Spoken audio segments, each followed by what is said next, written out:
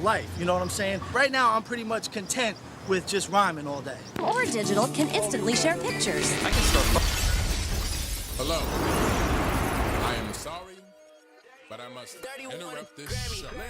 You know what it is. Hey, Ham Solo. It's time, baby. Low. It's time how we do. Hey. They said we said we hit. They said we said we on. They said we said we strong. They said we said we go. We say that you heard right. We say that you heard right. We say that you heard right. We say that you heard right. They said we said we in. They said we said we on. They said we said strong. They said we said go.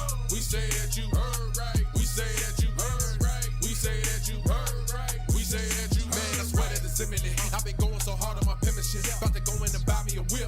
And I pull that shit fresh off the dealership. I can leave you in red like an Xbox. Got me laughing at you like you red fox. Got you chasing Hot Wheels like a matchbox. EA running the game and it don't stop. Super cold like I'm playing for Blizzard. Got you all in my sights like Red Dead Redemption. Never gonna slip on my pimpin'. Better get out my way, bitch, I'm on a mission. Really ain't no competition. I'm steady grilling opposition. I'm get up and ready to win. They can play it how they play, but fuck what you say. I'm getting this money today.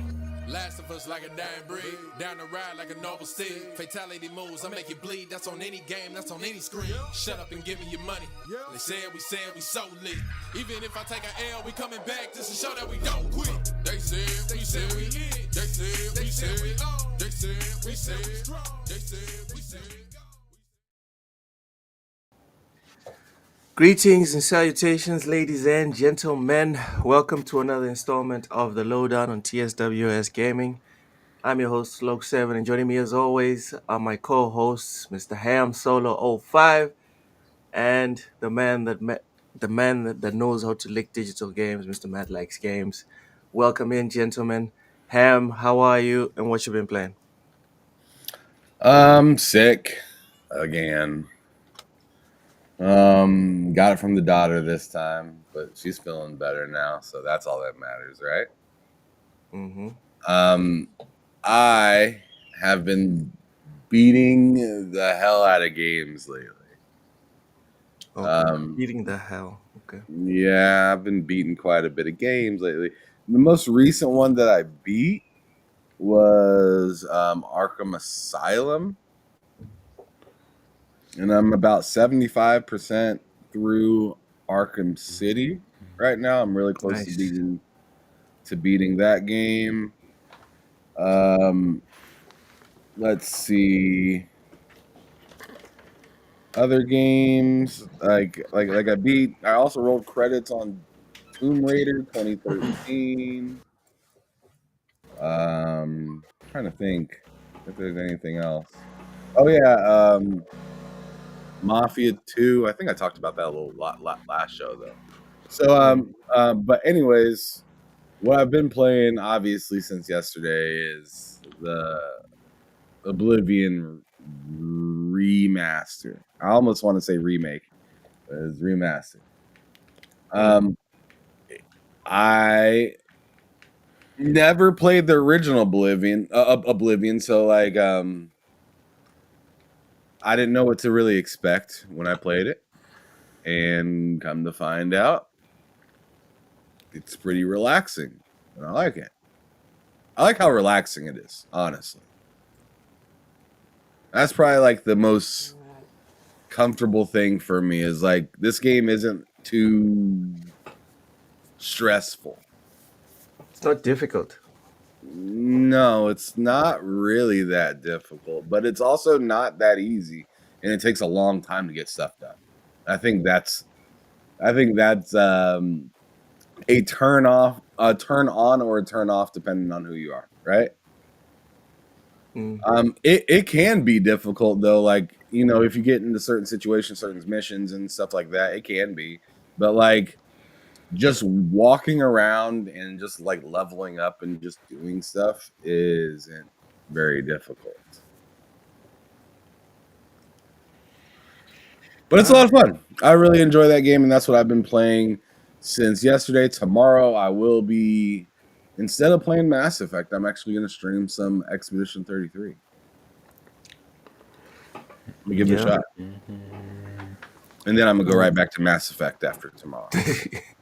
Probably. I just, I'm going to be playing Expedition 33 off stream, but like I'm gonna do the initial kind of thoughts and impressions and feelings tomorrow.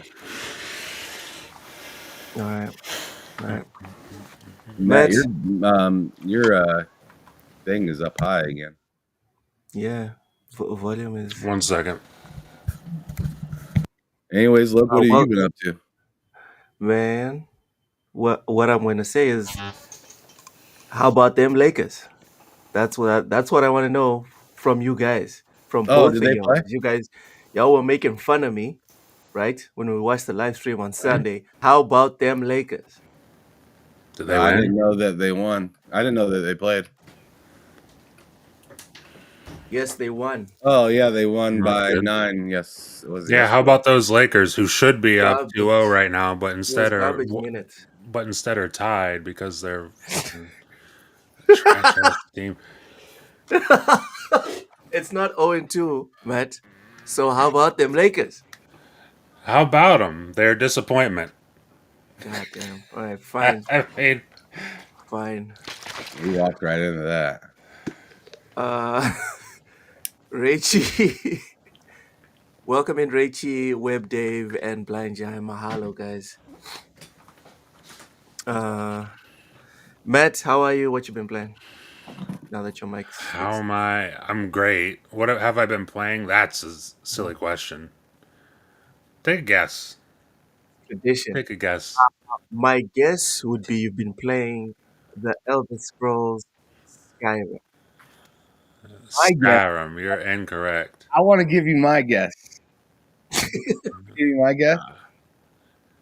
I mean, you Yes, can. sir. Yeah, go for it. I actually, it's not a guess. It's just flat out knowledge. Bro's been 100%ing Horizon Forbidden West and Zero Dawn. Someone find He's been my working on PlayStation profile and find the last time I played Horizon Forbidden West. It was. Look at it. It says an hour ago. Somebody been playing please it find my non-stop. 1 hour PlayStation ago. profile and find the last time I played Horizon Forbidden West. It says been playing currently Horizon online. non-stop. Yeah. When did that game come out? 2022? Because that's probably the last year I played it. Yeah, if you check it, it says hasn't logged off since 09. Yeah. No life I've is- actually been playing a good game, and it's Elder Scrolls Oblivion. What a prick. This guy. Dude, so we're going to talk about it, right? That's a topic, Mhm. right? Yeah, Okay, so yeah. then I'm not going to go crazy with this. That's what I've been playing. I've been playing it almost nonstop.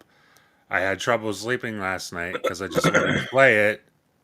And I took some B12 vitamin for some energy, and now I'm here and I'm playing Oblivion and I'm talking to you guys. So that's what I'm doing. All right. Raichi says you're lying. He says you didn't sleep. You didn't struggle to sleep. You just didn't sleep. I've struggled to sleep. He's not far off, really. Yeah. Yeah. There's some truth to that. Welcome in, Batitkas Prime. He says, sup, guys. I got a good quote for everyone. What's the quote, Batitkas Prime? All right. It's gonna be So- something about the Lord and Savior. Said, truth without context is a lie. That's deep. That is deep. I like it. I like it. Well done, Batitkas Prime. That's a good quote. Matt? That what is are a your good thoughts on quote, that actually, because goodness Yeah. gracious, it's almost like when your teacher tells you to show your work. Yeah. It's like, oh no, the It's like- answer is 10. Okay, how'd you get to 10? It's a good quote. It's a very good I quote. used to Matt, hate you having agree? to show my work because I could do it so well off in my mind, but like when I wrote it down, it just felt like Yeah. gibberish. Yeah. And then I'm like, well, how Matt- do I know this? Matt, do you like the quote? Yeah, it's a good quote. All right. Richie says innocence proves nothing.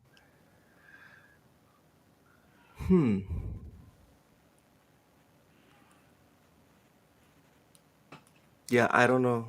I don't know if that one's deep enough. I don't know. All right, so today we're going to chew into Oblivion, right? We're going to get really deep into it, but we have to start with some other news before we get into it. Welcome in, Vincent Vega. So the first one is coming from IGN. Do you guys know that the PS5 console is being rented out in Japan and it's a big success? It's a big Yes. success. Yes. Yeah. Well, Rent so good. it turns out renting is actually a good thing. All right, Ham. Let's get into the article. Renting has always been a good thing. I don't know what these people are talking about. Like, I've rented things around media literally my entire life. Literally my entire life. Whether it's a movie, a video game, whether it's the Sega Genesis, a PS5, an Xbox. People are hating on Game Pass while using GameFly. It don't make no sense out here.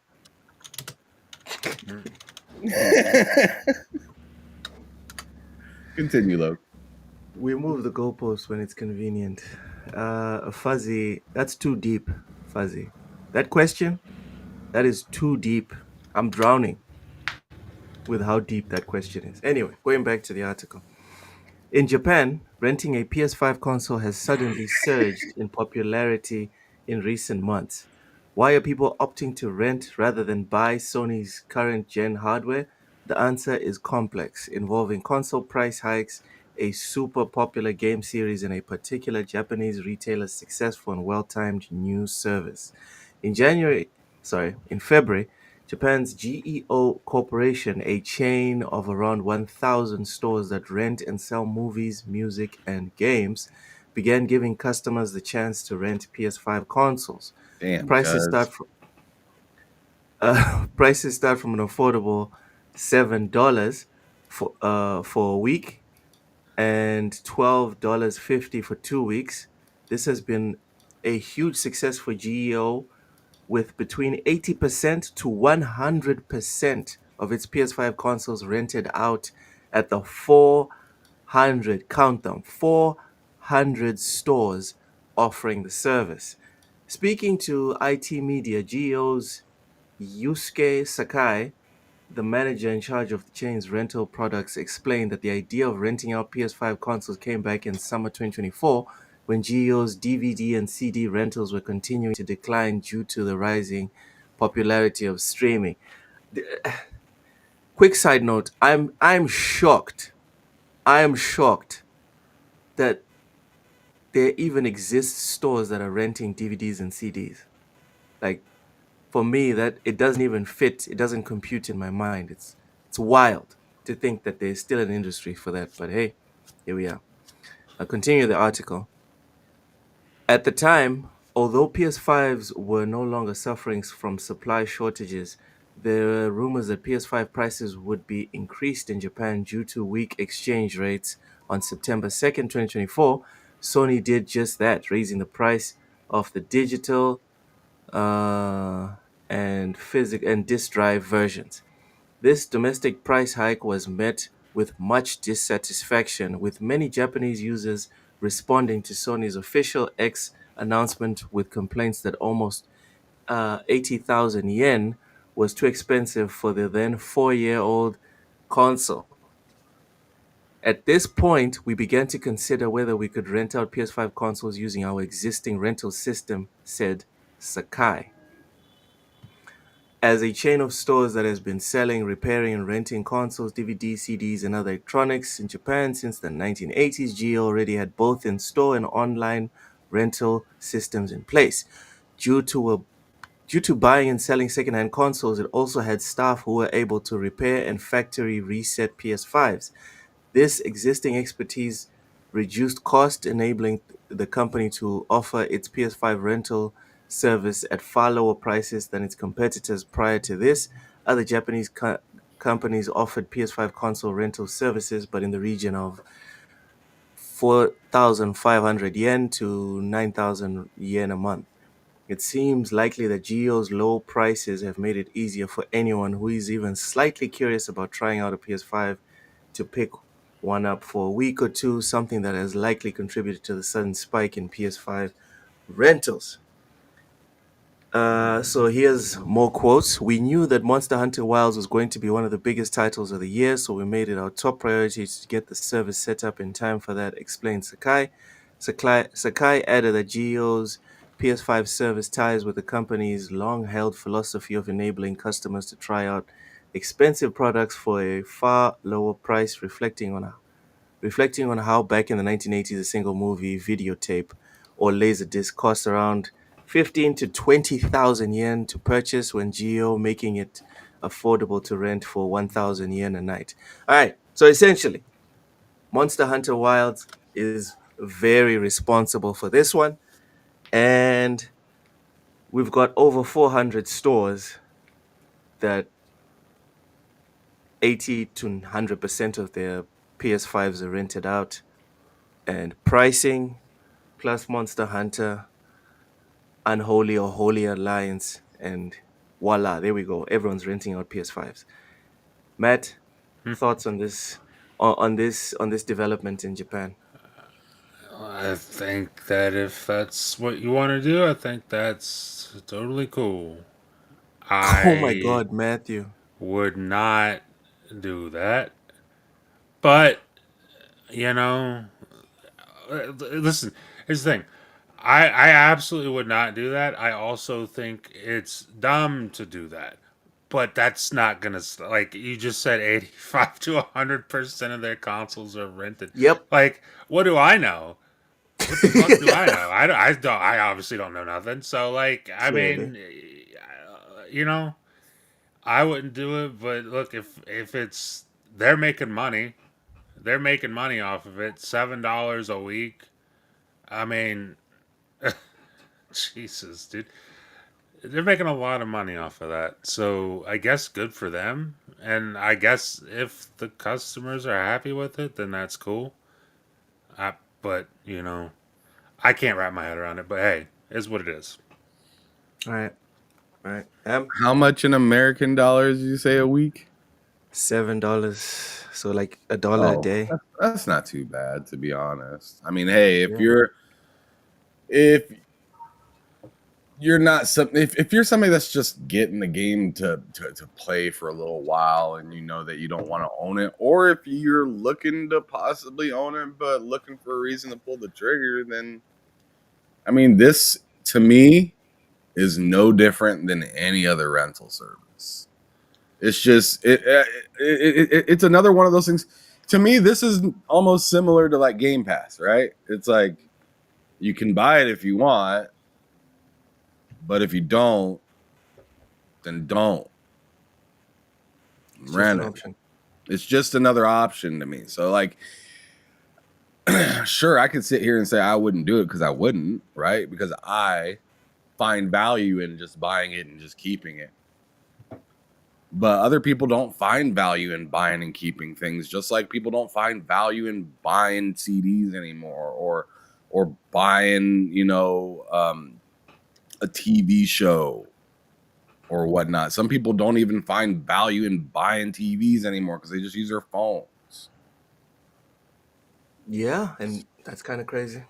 Yeah, I mean, but it's absolutely true. So it's just like, I mean, you may laugh at the person that's renting this, and then you're like, oh well, you're gonna have to buy the games to play it anyways, and then they're like, well, I'm just gonna rent the service inside of renting the console, inside of paying the, you know, to play online and whatever, because that's essentially a rental too every month, right?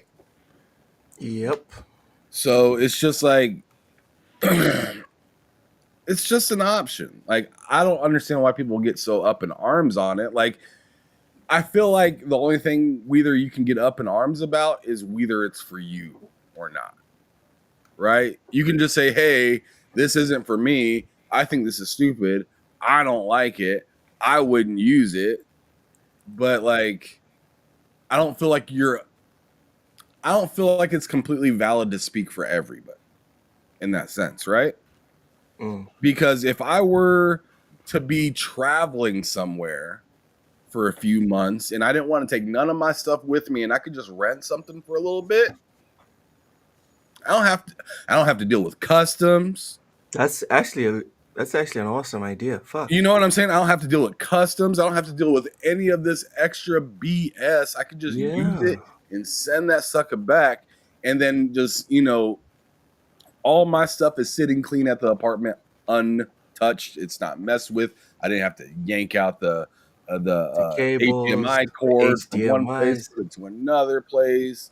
I don't have to deal with people throwing my baggage on and off a plane and busting something up, or security thinking I got a damn bomb up in here. Like, you know what I'm saying? Like, it's just like, Yeah. it's built If you for know you're going, Oh, go ahead. like if you know you're going to Gamescom, for example, in Germany, right? You're gonna spend 2 weeks there. It would be nice to not have to drag your consoles over there, and just rent out a Series S, Series X, or a PS5, or even rent out a PC, rent out a powerful gaming rig for like $10 a day or something. That sounds pretty awesome, man. It's a great To- idea. I'm just saying, this is no different than renting a car. Oh, I own 3 cars. So what, motherfucker? Do you want to put miles on your shit to go somewhere that you don't have to fuck up your shit over? Like if I gotta drive up in the mountains when it's snowing and everything like that, and my car already needs new tires and stuff like that, I'll just rent a car. You know what I'm Plus you're saying? Make tired, that man. money off of my work trip, come back and pay for the new tire. Plus you're tired, huh? You're taking vacation off. You wanna drive as well? It just makes sense. It's just another option. And like, I'm not mad about that. I would just never use this particular option unless like I found myself in one of those use cases. In other words, it's not for me and it doesn't bother me. It just is what it is. There's also another angle here. Maybe you want to try out the next PS5. Maybe you have a PS4 and you want to know if it's worth your money to buy a PS5. You know, like, is the difference really that big? Like, I bought Monster Hunter on PS4, it's not great.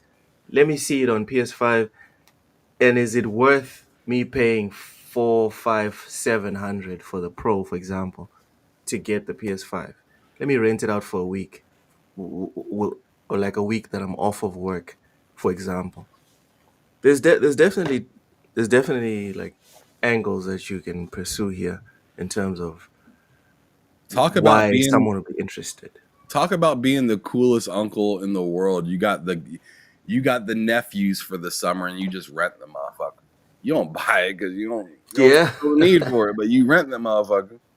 Yeah, Let them play it, and then when they leave, so does the PS5. and that's it. And that's it.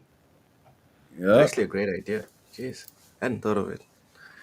there's I a hope lot of Steam Deck there's a can- lot of good reasons for it, and like I personally like the rent to own option, kind of like the all access thing. But like I said, if you're not trying to own it, then that means nothing. Yeah. Again, I think a lot of these people, because like Cozy says, Japan is Nintendo land. I think a lot of people have Nintendos as their main platform, and like the article said, this giant surge happened. Well, not only when the price went up for the PlayStation, but also when Monster Hunter was announced. I'm starting to see that Monster Hunter is actually, much bigger franchise than I thought it was. I thought Check it was this just out, kind of Lo. Check good. this Yeah. out. You're hosting a weekend tournament. I need 5 PlayStations. Nice. And I'm not finna buy 5 PlayStations. There you go. You see what I'm saying? Yeah. I That's could 5 totally see something like PlayStations that. for 3 days. I can get behind that. It's not even $100, bro. I can get behind that. So there's so many I applications for wonder if they this. allow you Well, to do that though. I wonder what the fine, because I'm sure we've thought of some things right here that's like mhm. not, let's say, not applicable. Like what? Do you think they say, Ham, you can only rent out one Like minimum a PlayStation at a month time? or something like that. Or like we read over the rules a while back where it was like more expensive if you rented, for a short time period instead of a contract. Remember? Yeah, yeah, yeah. There's probably terms and conditions there to dance around. Because they're not going to let Uh, somebody take home a PS5 for $7 just to play it for a day and then bring it back. Probably not. It'd be like, That all right, would if you're be taking nuts. five, if you're taking five, then you need to, take them for a week or something. Because the goal is to rent out the consoles, regardless of whether they're renting it out to just Ham or me, Ham, and Cozy, for example. All right. So, you guys have anything to add on the whole PS5 console rental thing? No, I don't. No. All right. All right. This one's a very quick sidebar. Did you guys notice that PlayStation decided to finally give out the date for Ghost of Yotei today? I It's saw like they that. Was needed. there Oh, go was there ahead, an Matt. event? No, I was gonna say I saw that. Was there an event, or was it There just was like, hey, we're nothing. dropping this? Yes. It was kind of That's disrespectful. random. That's very random. Yeah, that's kind of my thought process. I was like, whoa, why are you just? I thought we like they had an event not too long ago. I thought we'd see it like before March, right? Didn't they have an event? Mm. I was like, oh, we'll see it at that event, and we didn't. And then they just drop it on a random day in the middle of April. The I have a release date. conspiracy theory. I have a I just conspiracy theory. I do they too.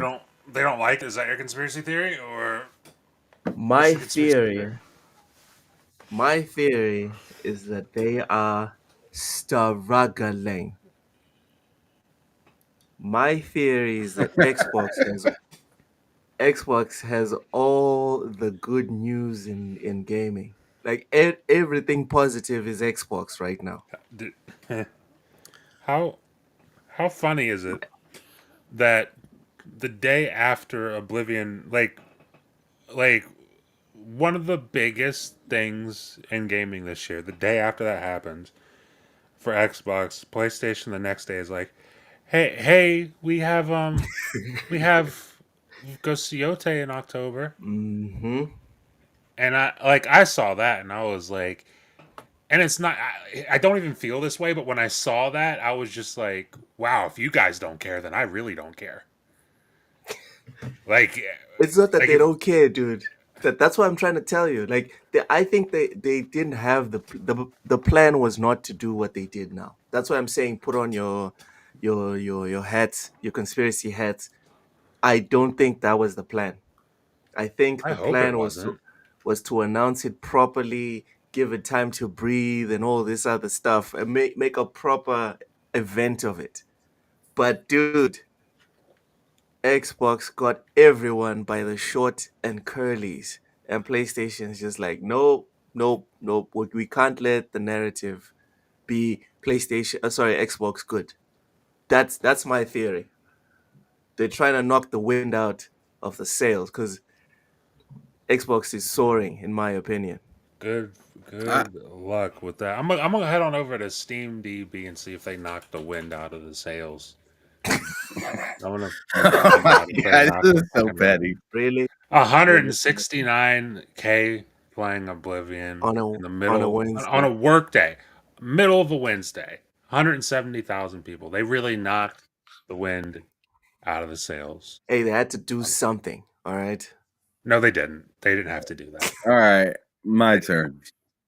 I'm on my Skip Bayless. My turn. You All said it was right. my turn. It's my turn. And then bang the table. I My would turn. do that, but I don't think you can hear it. I don't think you can hear that. We can hear it. We can I hear it. heard it. My turn.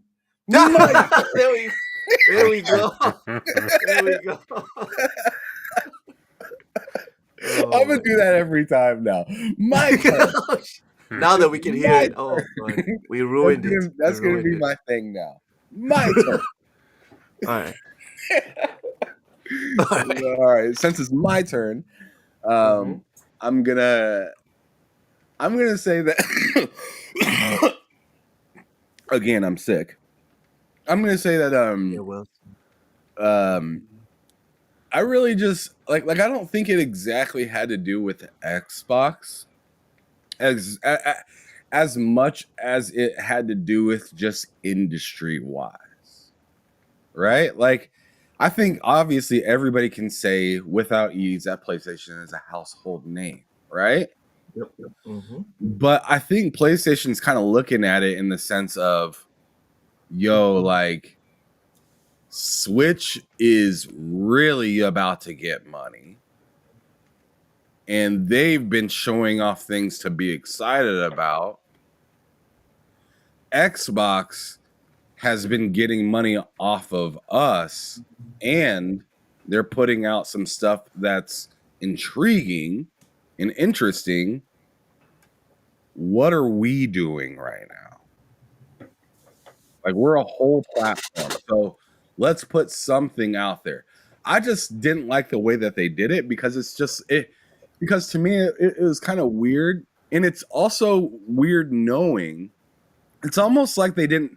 It's almost like they don't have their ducks quite in the row that they want them to be right now, in my opinion. Like, I could be wrong, but like it seems weird to know that here soon, supposedly, there's supposed to be a Borderlands 4 state of play from PlayStation, but they just dropped Ghost of Yote on a random Wednesday in April.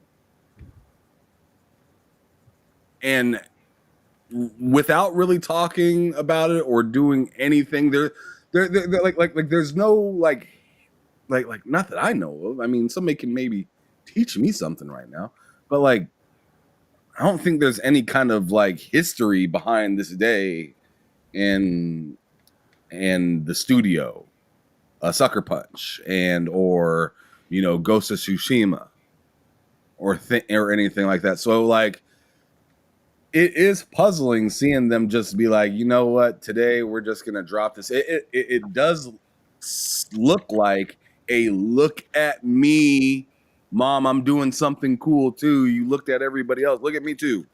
It looks like one of those kind of situations where it's, I mean, we could clearly see, Nintendo has, the new game and a new console coming out. They got the Mario, and even if they have, the controversy with their prices and whatnot, they're still being talked about a lot. Xbox right now is being talked about a lot for all the games that's coming out in Game Pass, right? Being a good value. Like even Tom Warren came out today and was like I'm not trying to glaze. But Game Pass, but let me glaze. But he kind of did though, right? I don't mean to glaze, but I got the brush in my hand. I'm gonna get the glazing, like. But it's like undeniable, right? Even if you don't like Game Pass, you can just look at it and be like, all right, well, that's pretty hot. Those are some good games. So on the PlayStation side, it's like, I don't think they want to just be sitting around talking about Monster Hunter because that's not even their game. They could talk about The Last of Us. Sure, but they don't have anything new for it. So what are they? The TV show's out. The TV show's out. I know, and I've been enjoying it. That's why I wanted you to come back on this episode today, Matt. It's because we're going to talk about episode 2 of The Last of Us. We're going to say that for the end of the show, so we don't have to bore Loke to death. He can, he can even leave by that time if you want. Yeah. I'm bouncing. Start talking about The Last of Us. But yeah, I mean, they got The Last of Us, sure, but it's in TV format. It's not something that you're playing or anything like that. So, on the gaming side, PlayStation. I mean, look at the news. The news is Ghost of Yote, which is amazing. Kind of like what the fuck, but like it's amazing. But the other news is rental sales. Like I don't think PlayStation wants people to be hyped about their rental sales compared to what could be coming out soon that they could be making mad profit off of. So I'm happy to see Ghost of Yote get announced, but it is kind of weird how it got announced. I also think they want to. I also think they wanted to put their foot down and let everybody know that, hey, this is going to be out before the Game Awards. October 2025. Man. Oh man, the Sony Awards, Ham. Call it by its real name.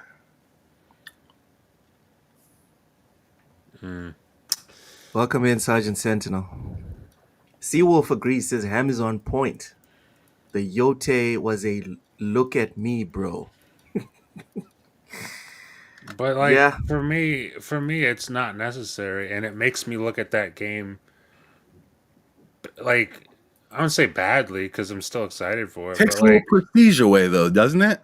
yeah, it makes it feel like it doesn't matter. It's not that important to him.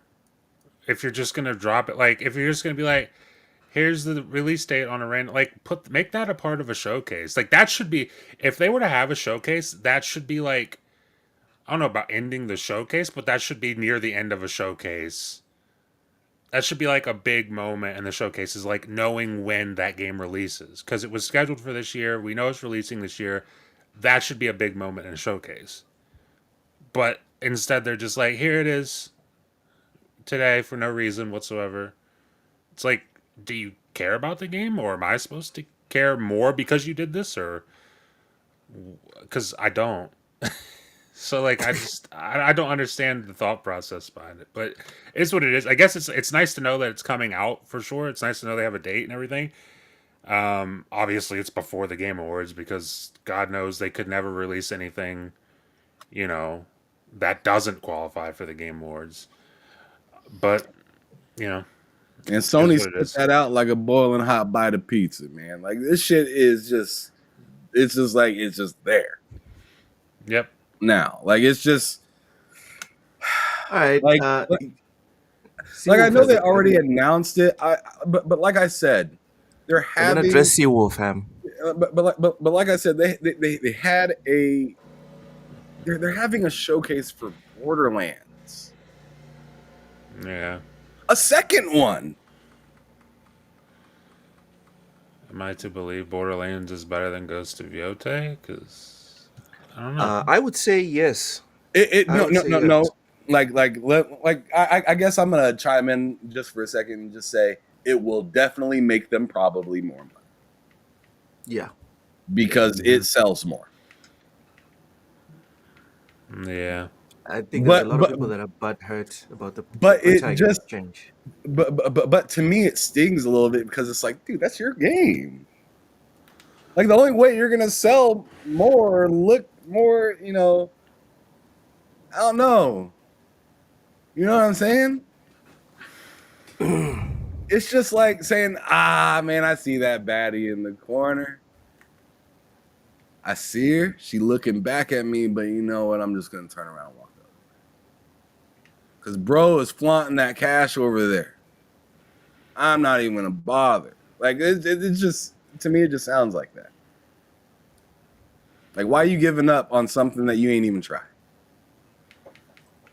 It's not a good look.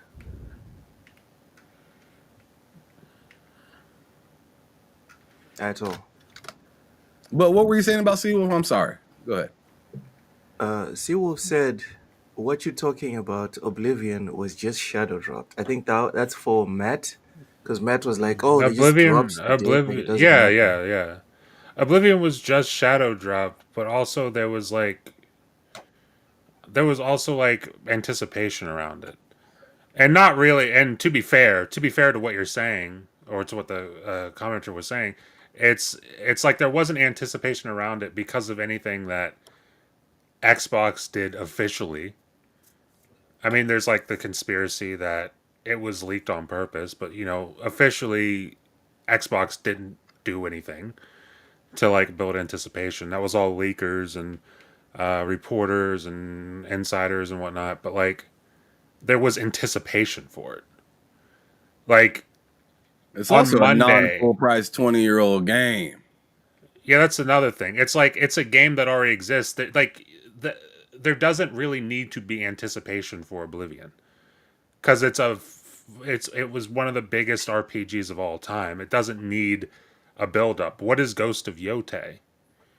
Like it's the next game in the series in the Ghost series, but what does that entail? Like what? Why should I be more excited for this than I was for Ghost of Tsushima? Should I be as excited for this as I was Ghost of Tsushima, or should I be more excited?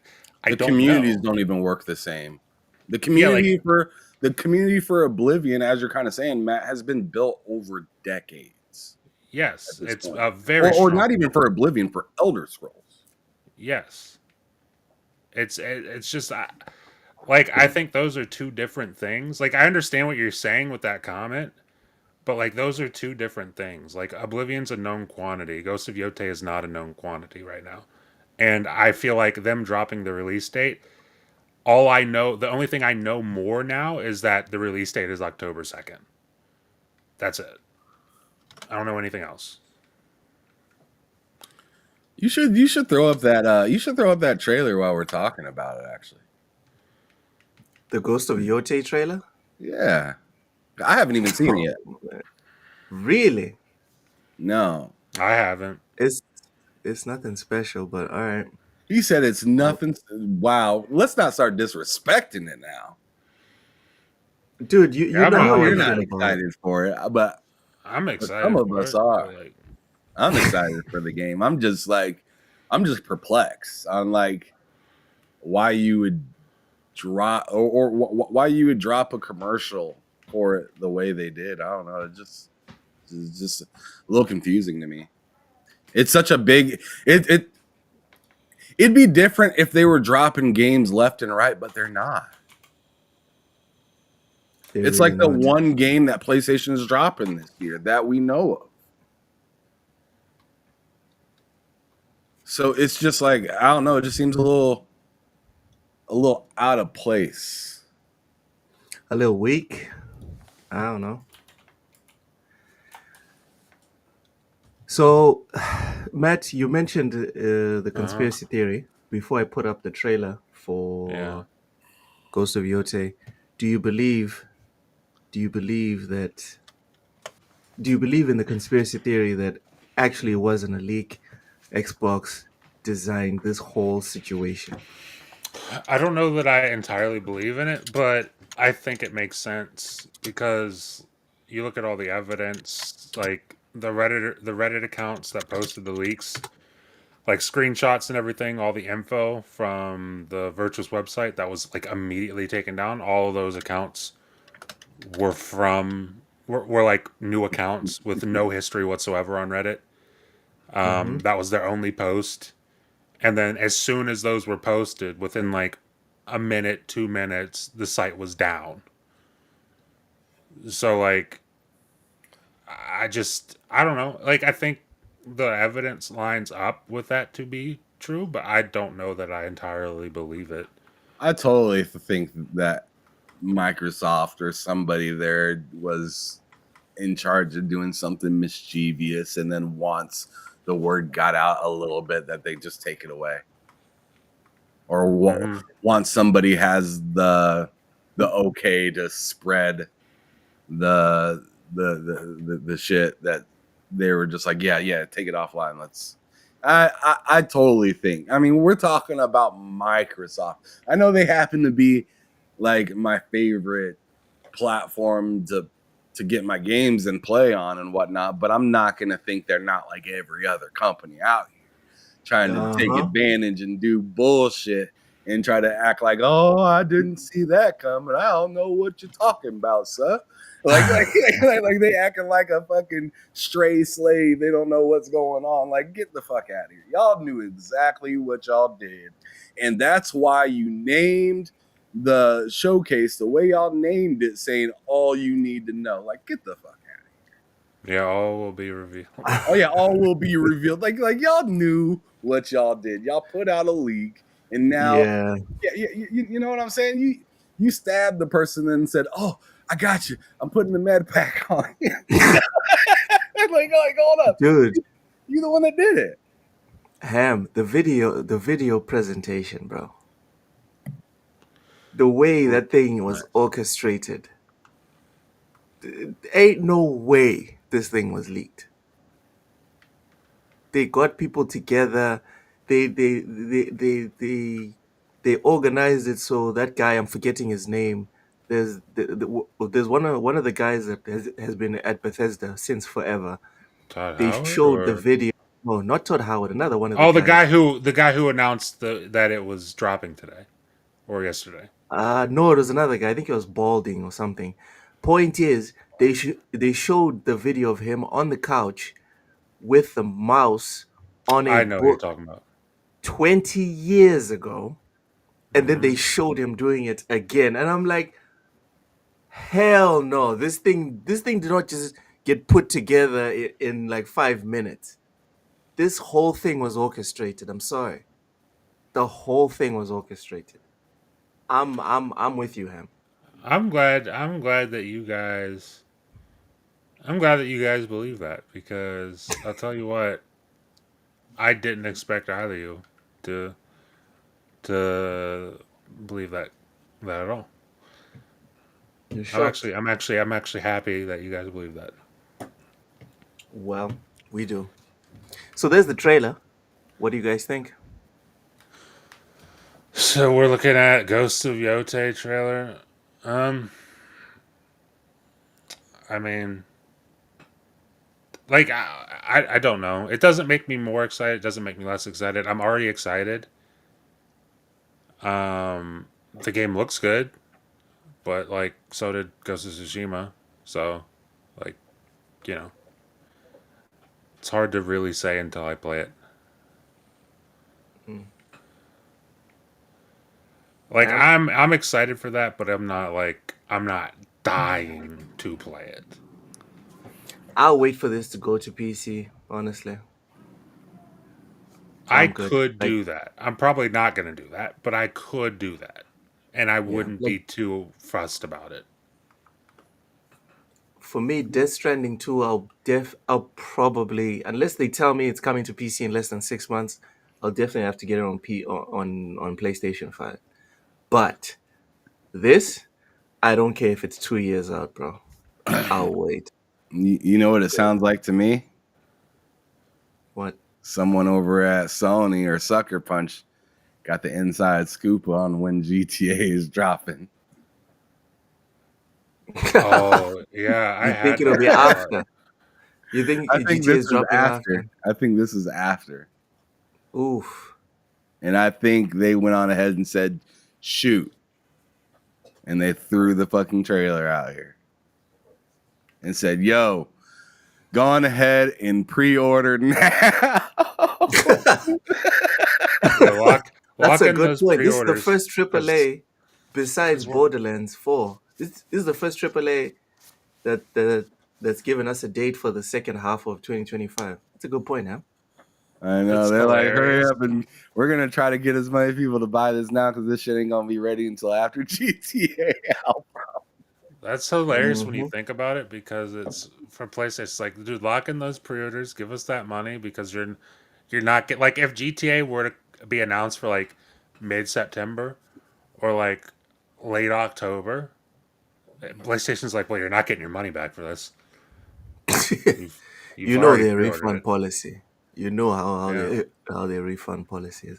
Honestly, I'd rather just go and buy Ghost of Tsushima on CD. How much is Ghost of Tsushima on CD keys? Let me check. Probably like $40 if I had to guess, unless it's on sale. Yeah, $40. Yeah, honestly, I'd rather just buy the director's cut of Ghost of Tsushima and replay that and get my achievements again on Steam. That's how I feel about Ghost of Yote right now. No, Prime Doom comes out next month in May. Fuck. Thanks, Ham. Thanks for reminding us of that. Raichi said something, Ham. Said you're not being fair. Said Sony is releasing Baby Steps and Marathon, so it's not just Ghost of Yote. Hot take. Hot take, guys. Hot take. Baby Steps is my most anticipated Sony first party game of 2025. That fits. Yeah, I'm very interested in those weird and quirky ass mechanics. If that's not launching day one on PC, I'm probably gonna get Baby Steps. It's like climbing, but with your feet. Yeah, it's weird. Like I know I might just drop it. I might just drop it after like 30 minutes, but I still want to give it a go. It just like I can't get over the part where he's just a man baby. Like it just looks like a fetish game for me. I'm all set. Sounds like a game for Loke. Yeah, for fetish. Sounds just like a game for Loke. So what's your most anticipated Sony game before we move on from this, Sam? For this year, I mean, it's the only one that's really been announced that's single player. Which one? I guess Baby Steps got announced. I mean, if you're counting that, but Ghost of Yote is probably the only game that I'm looking forward to from Sony right now because they haven't said anything else about anything else that I'm interested in. I'm not interested in Marathon at all, and I'm not interested in Baby Steps. So let's just Ghost of Yote, I guess. All right, Gummies 420, welcome in. Smash the like button, everyone. Please remember to smash the like button. Welcome in Xbox Lord Chaos 78 said the latest rumors of GTA 6 is for September 17th. Yeah. God, yeah, that's tough. Get them pre-orders for Yote now. That is tough, dude. If they, shit, I might not play Yote. I mean, I'm saying, dude, it's gonna be tough. GTA is gonna be $100. There's no way it's not gonna be $100. And then Yote is gonna launch right. I just don't know that. I just don't think I'm gonna be playing Yote. Yeah. Soon, I guess. That's too I don't bad. know. We never know. Seawolf. Man. We never know. Let's Seawolf. see how things play out. Sorry, Seawolf. I said first party Sony games. Death Stranding is not first party. Oh, well, that's what I was gonna say. It's not first party. Yikes! Then What's not first party? Death Stranding. Death Stranding. Which Well, is yeah, what my answer was gonna be. So what's But your answer? but it's exclusive. I feel like that's fair. That's what I'm saying. I Yeah. thought like I'd go with Death Stranding too, but if it has to be a first party game, then it. What's funny, and we don't even know when it comes out, but it's probably Intergalactic. And not even, and just because it's Naughty Dog, not because of you just that said for this fucking year, awful though. trailer. Yeah, I specifically said for this year. Oh, for this year? Yeah. Well, then I guess by default it's Ghost of Yote. That's what I'm saying. I mean, there's not really like you're saying you're saying like what's your favorite color? You can only pick red. I guess it's Come red. on, you have Baby Steps, and you also have Marathon. I don't care about either of those things. It's a lot of Baby choices, Steps bro. looks fun, but that's not something I'm anticipating. I'm not like dying to play Baby Steps. And just to let Raichi know, Stalker is currently just an exclusive on the Xbox and PC right now. There's no news for it to come on PS5 right now. For what? For Stalker 2. Really? Yeah. One of the last things I see was in December 31st of 2024. It says Stalker 2 will not receive a PS5 version anytime soon. That's kind of. And another petty. article says no current plans for a PS5. Stalker 2. That's because that's funny because the report was that it's only a 3-month timed exclusive. Or that was what the deal was for 3 months apparently. It's But, been 3 months, bro. Those developers had a lot to do. I don't blame them. I mean, like, I think it probably will end up over there at some point, but I just feel like between them going to war and the game dropping in the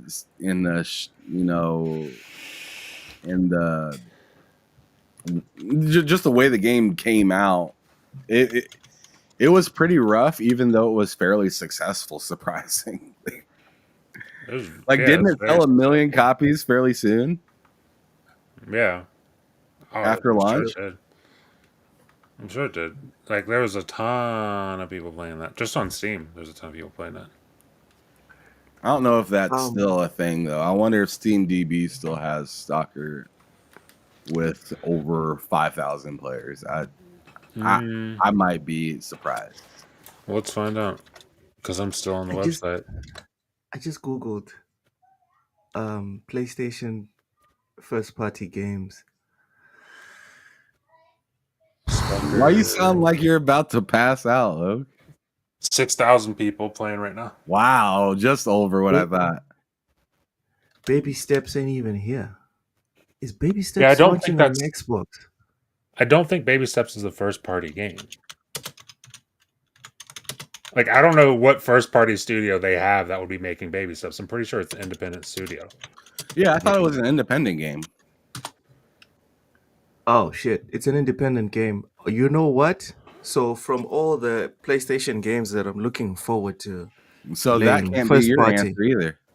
Yeah, mine would be the power button. Yeah, this year. It'll be the power button. What's your favorite thing about power button? I won't be pressing it for the rest of the year. Oh my God, Lo, quit it. You're being unless no, I'm not doing it for first party game. I'll do it for Death Stranding 2. Right? But if we're talking first party games,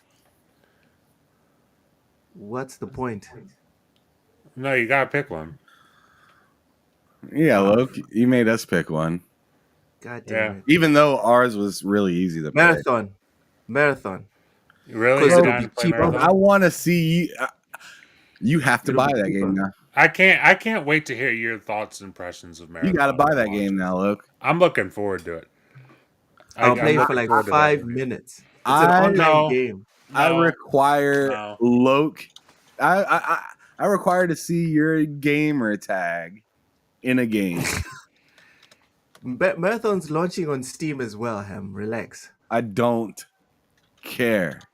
I want to see. You said it's your most excited PlayStation IP this year. I want to see you mean it. This was a fucking trap. I can't believe you did this to me, Ham. You didn't have to say. Yeah, you could have said Ghost of Yote because you know the person that you share games with is probably going to buy it. You should have made it easy on yourself. But now, I mean, does the person you share games with find Marathon interesting? It'll be $40. Seeing that you find it interesting, I think one of you two, should purchase it. I'll buy it. You should stream it. You should stream it. Get my shit kicked in. Sure. Logan is going to be so excited when he goes to buy it and finds out that they don't support his area of the world. This man is gonna wipe. That'll be my excuse. Right off of his world-sized forehead. For the first time, I'd be fucking happy that my region is not supported by PlayStation Plus. Ham, thank you so much. Yeah, you know what? I'm not even scared anymore. Yeah, fine. I'll buy Marathon. Not a problem. Let's go. That's absolutely going to be supported in your region. By the way, that is absolutely going to be supported in your region How do you know this? because it's a game. Because it's a full ass game that is a free to play. Well, not free to play, but like a live service game. It is going to No, be but supported in remember your they region. had that issue. No, remember that time that the issue with Hell Divers and whatever, and Bungie's like, uh, we can they, localize Loke. they implement they implemented the new rules. My God, him. They implemented the new rules where, Localize the like, shit out of Loke. for certain regions, like I think it's 180 or 182 countries, you just can't. But you can't play. You can't play Well, the here's the games thing, Luke. I don't think that's going to because you can't matter log on PS because they're Plus. not they're not they're not going to make that tied to PS Plus because it's on Xbox. They're not going to Oh tie that yeah, to I PS Plus. forgot. It's not It's tied going to to be PS. tied to a God damn Bungie account. it! Listen, I'll play it for an hour. I'll play marathon for an hour, That's not good. and then That's not long and enough to it's get any thoughts and feelings off a game. Steam says it is. On Steam, if you play for 1 hour, Yeah, but you I can don't. give a I don't review. care what Steam says. I don't care what Steam says. What's a fair amount of hours? Chat. I don't want to hear it from Matt or Ham because you guys are gonna tell me like Five fucking hours. 48 hours. Okay, 5 5 hours. I can hours do 5 hours. I can What's do a fair 5 hours. amount of hours for what? I can do 5 hours. to get your actual thoughts and feelings Marathon. on a game. Oh, well, it depends on what type of game it is, in my opinion. I feel like if it's a story-driven Marathon. game, then it'll take a lot longer. But something like Marathon, yeah, I'd say 5 like hours. anywhere between like 3 to 5 hours. There you go. I mean, you could get a Right. good idea and thought across. I mean, I'm not saying that you can review the game, but you could, but you could at least be like, hey, this is why I like and don't like it. But I'm sure he would also want to review the game because it is his most anticipated first That is a fact of the year. That is a Oh fact. my So- God. You guys are. I mean, Oh my goodness. 3 to 5 hours, I feel like is good for somebody that's not That's easy. that's not that excited about it. But I'd say at least 15 to 25 hours for somebody that 15 hours. I mean, Yeah. if it's your most anticipated, then I would definitely say that you need to spend some time on it. Play some ranked matches, stream it. I'll watch it. I'll leave likes. I'll support it. I'll leave likes. Sure, man. Look, I'll even Sure. hop on the stream and talk to you while you do it. I'll be in It- chat it- for sure. Today you say talk when we're on there, you just be fucking ragging on me, telling me how terrible I am I'm at first person. talking to you regardless. I knew it. It's going to be toxic. Matt's talking about he'll be in the chat. He'll be berating me from start to finish. No, I won't. Oh man. We're gonna eat I'm you not. alive. I'm not gonna berate you for being excited for will. a video game. I'm not gonna do that. I'm gonna berate you. Matt can be the good cop. I'll be the fucking. You should have killed this dude in the alley cop. Right. Seawolf says he's enjoying Shadows. The gameplay loop always gets old. Yeah, it's Assassin's Creed. What you gonna do? But Titkus Prime.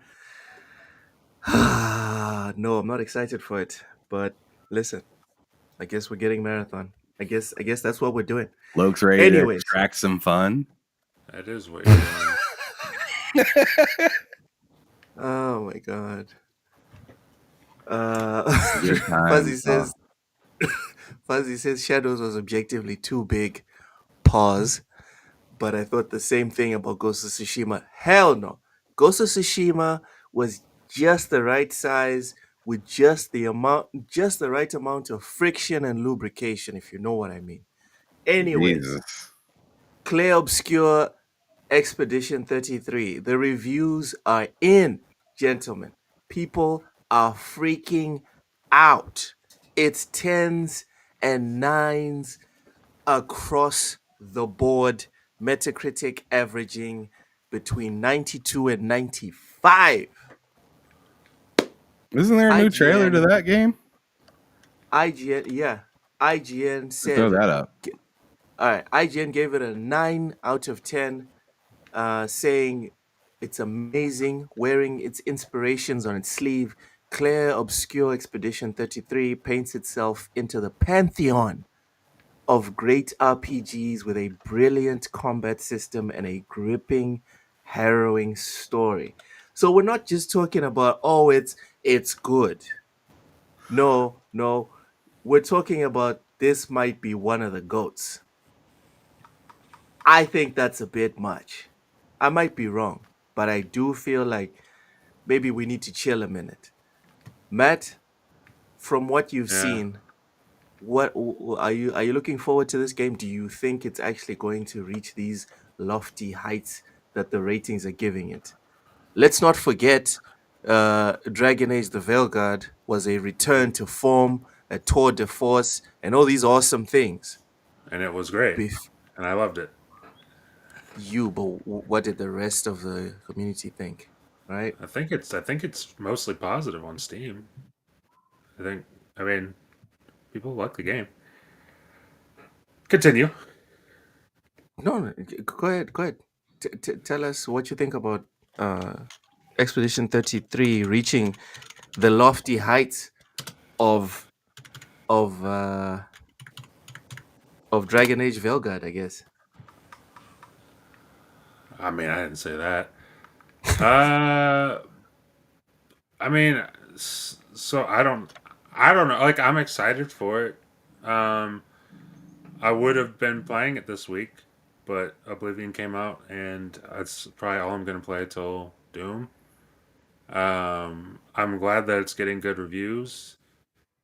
If I'm not mistaken, probably not. But like, of the games that I've been interested in, it's probably the highest rated third party game to release in Game Pass of games I've been interested in. So that's cool. Uh, I mean, from what I've seen from the game, looks awesome. The turn based combat, which I'm typically not a fan of, looks fun. Looks pretty engaging for what turn based combat normally is. Um, I guess I'll probably give it a shot. I mean, I need to make a video on it, so I will play it for at least 30 minutes or so tomorrow, probably. But I don't know that I'll have any like actual thoughts like anytime soon on it because I'm not going to put proper time into it at the moment. But I'm excited. I'm glad it's doing well. I'm happy for the team because it is their debut game, right? Mm-hmm. So yeah, that's great. That's really awesome for them. It's a hell of a debut. Yeah. It's a hell of a debut. It's like, in my opinion, it's like winning the playoffs on your first try. It's kind of wild. Ham, from what you've seen and heard of Expedition 33, do you think that they deserve the 9 out of 10, the 10 out of 10s, and the 295 Metacritics? I mean, obviously I haven't played it yet, so I don't know. I can't be super solid on my answer, but Mm-hmm. I But from what can. you've seen, But from what I've seen, I kind of believe it. I know people have a soft spot for JRPG type games, right? And yeah, I feel like this game brings the genre forward, and people can see that, and they don't really care that it's not technically a JRPG. They just see that it has a lot of the traits and similarities to that, with a pretty gripping story and combat within the turn base and combat outside of the turn base as well. So in a pretty interesting way of traveling as well. It just seems like a very different take than what we usually get from these type of games, where I don't know, like I feel like a lot of the times that I look at JRPGs, they feel like whether the childish. story is or not, yeah, exactly. But they feel they look from the outside looking in fairly childish, or like games that don't really seem or look like they have that much depth, knowing damn well that they got a lot of depth. It's just from the outside looking in, the depth isn't that attractive to a lot of people. This game, it has attractive characters, top-notch voice acting, high-level graphics, and action that looks really intriguing. So, like, seeing all that, it looks like it has all the ingredients to make a good game. Now people are coming out after playing it and saying, yeah, the looks weren't deceiving. It's actually that good. Exactly. So like I'm not betting against this game because I've been excited for it ever since I first seen it. Which I mean, correct me if I'm wrong, wasn't this game first announced at the Xbox showcase just last year? I want to say so. yes. That's what I remember. I think so. Yeah. So Actually, one of my first questions was, "Is this thing going to PlayStation?" That was one of my first questions because we actually talked about the Game Pass logo at the bottom. Ham. We actually discussed that. yeah, so yeah, seeing that it was announced not that long ago, and then they got the meat and potatoes here ready to go, and they're not like a huge, well-known studio. This is their first game. There's a lot to like stand up and applaud about for this game. The only thing that this game hasn't proven to us yet, actually, there's two things that this game hasn't proven yet, which will make it a screaming success if it nails it, is A, if the game comes out and gets the reception like the people that reviewed it gave it, and Yeah. B, if it runs properly. Yeah. If this game runs like ass, it's going to get hit right in the knees. But if it Especially on runs Steam. well, this is probably gonna be a nominee for Game of the Year. Yeah, it's too bad it's not a Sony game. Otherwise, it would win. But that's a discussion for another day.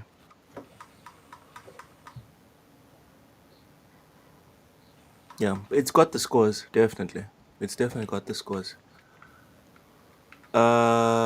Sapo says if this was an Xbox exclusive, it would be 76. Matt, Ham, you all want to add anything to that or keep it going? I think. I don't know if it'd be a 76, but I think people would look at it more as if they don't know what they're doing until they actually get their hands on it. So I do think scores would be lower. I'm not sure if it'd be that low. So like 82, 83. Yeah, I'd say like 82. I think it'd be like an 85. 85, 86. But if we can sit here and confidently say Mhm. the quality of a game is judged off of whether it's available on the most popular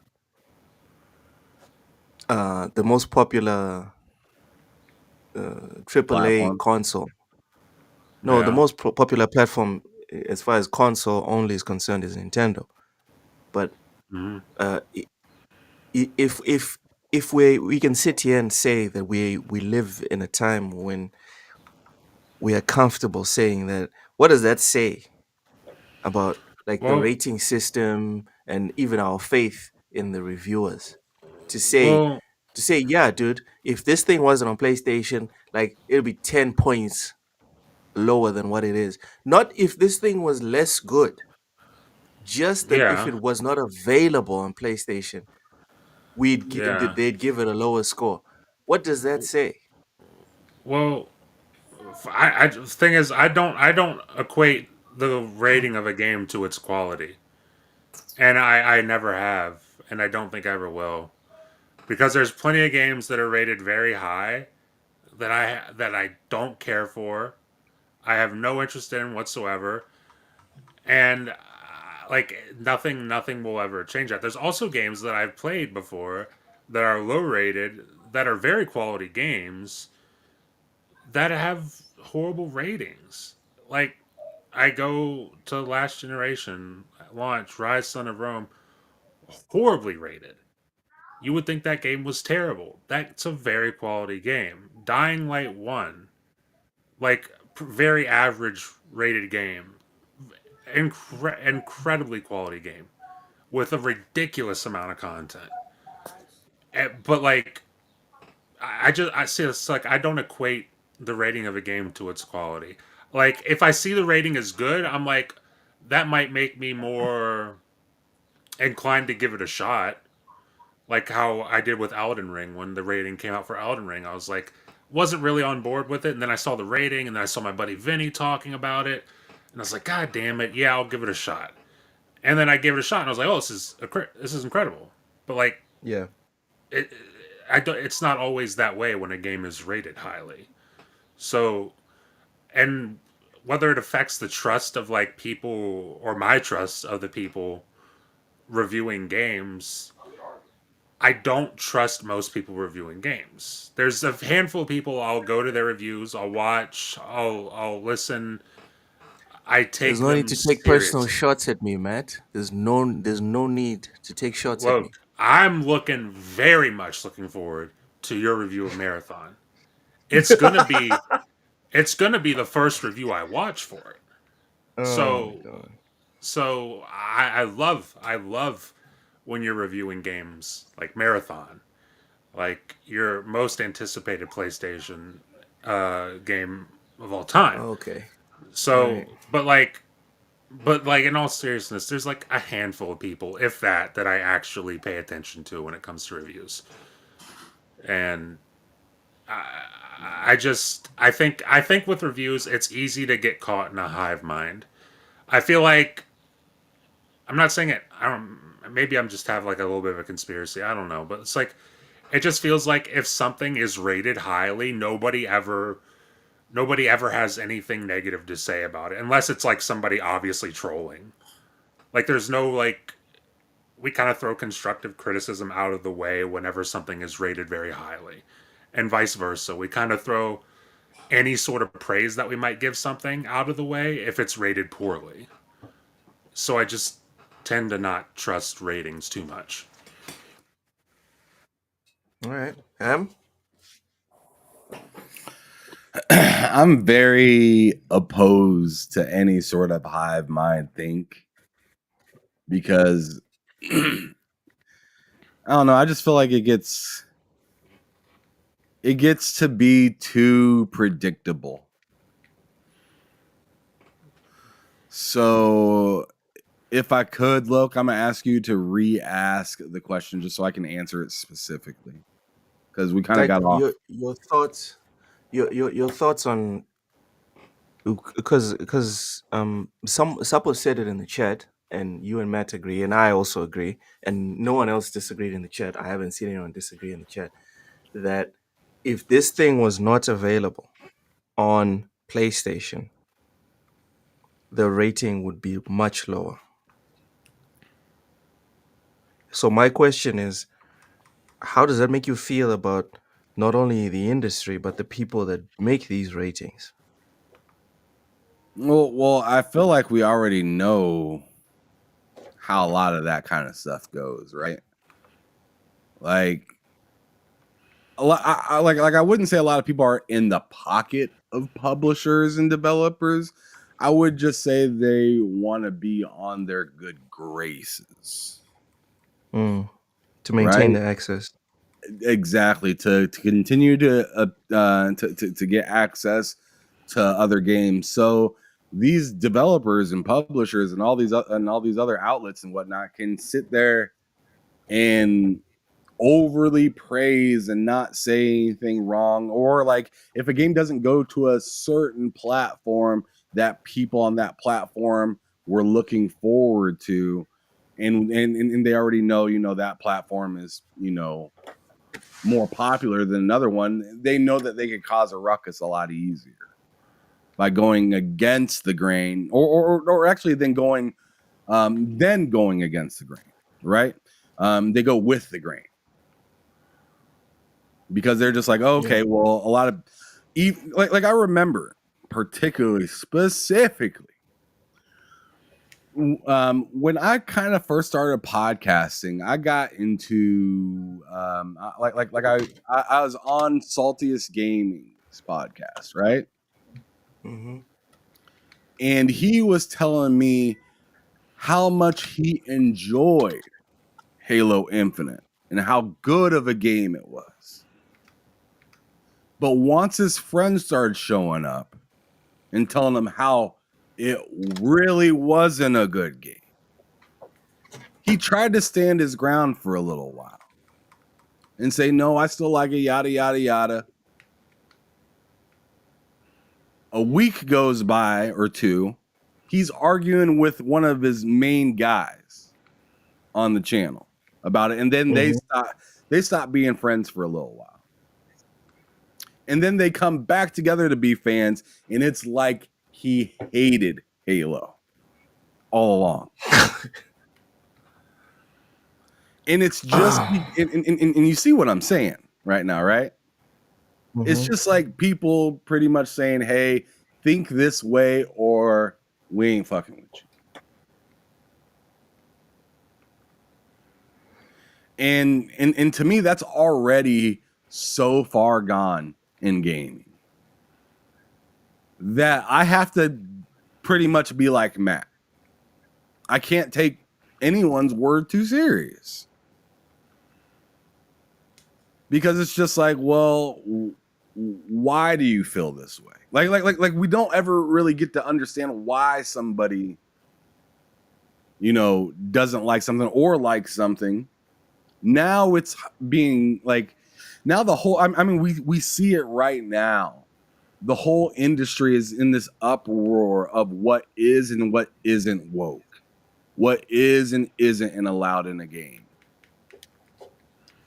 And the regular people out here are like, hey, this is a good game, but there are certain outlets, certain people out there that get free copies of games that are clapped whenever they say anything, whether it's good or bad, more or less bad, because a lot of people like to see bad things happen and clap over that.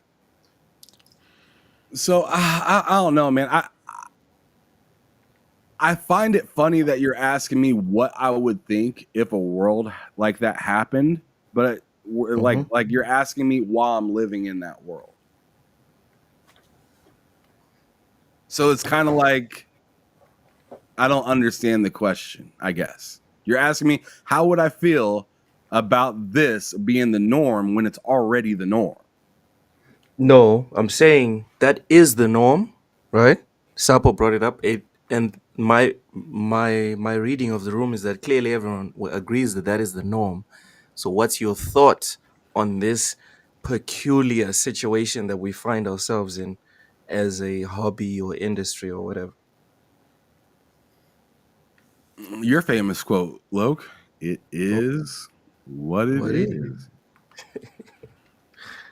I can't do anything about it. Like anytime, and see this, it's like the same thing that's with like government and any other type of like conversation that's like redundant and annoying. I'd love to do something about it, but the powers that be keep you at bay for a reason.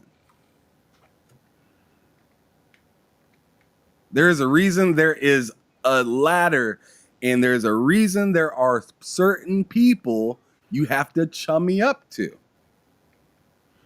Because once you break any of that kind of trust or whatnot, you're back on with the regular folk. Even if you act just like them, even if they're terrible people. If you just so happen to be terrible to the wrong person,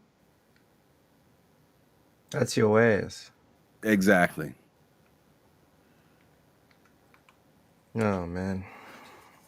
We were All just right. talking about Anthony Edwards and that one dude that got in Yeah. trouble for saying that stuff on stream.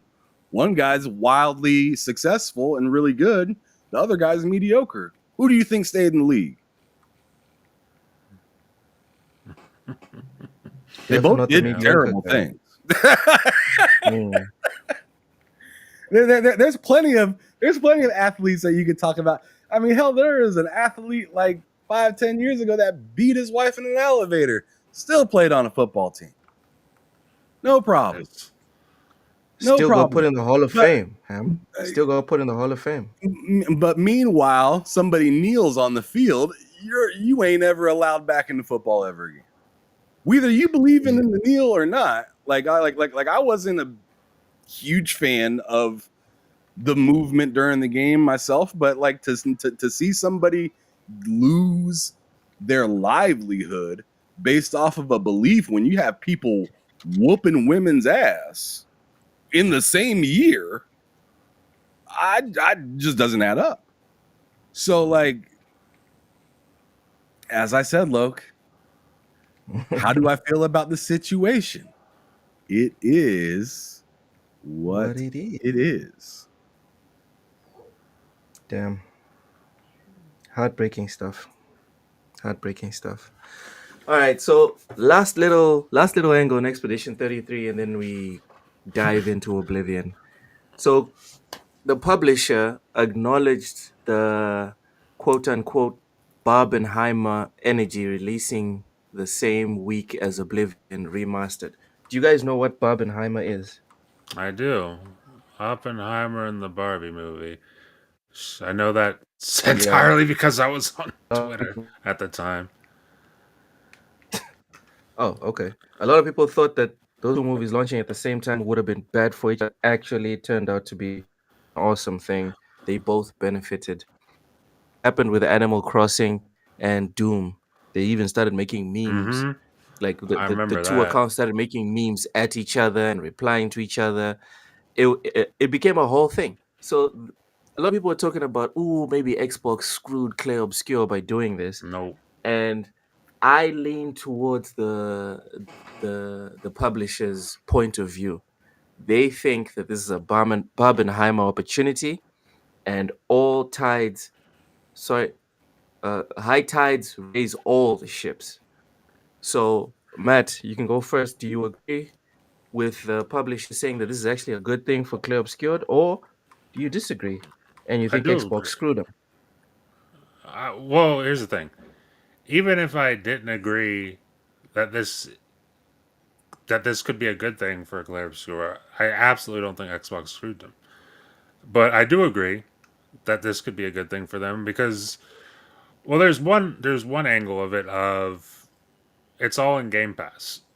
So like, oh crap. So like, I don't know. Somebody's playing Oblivion. Somebody sees Oblivion came out. Like, oh, I played that when I was a kid.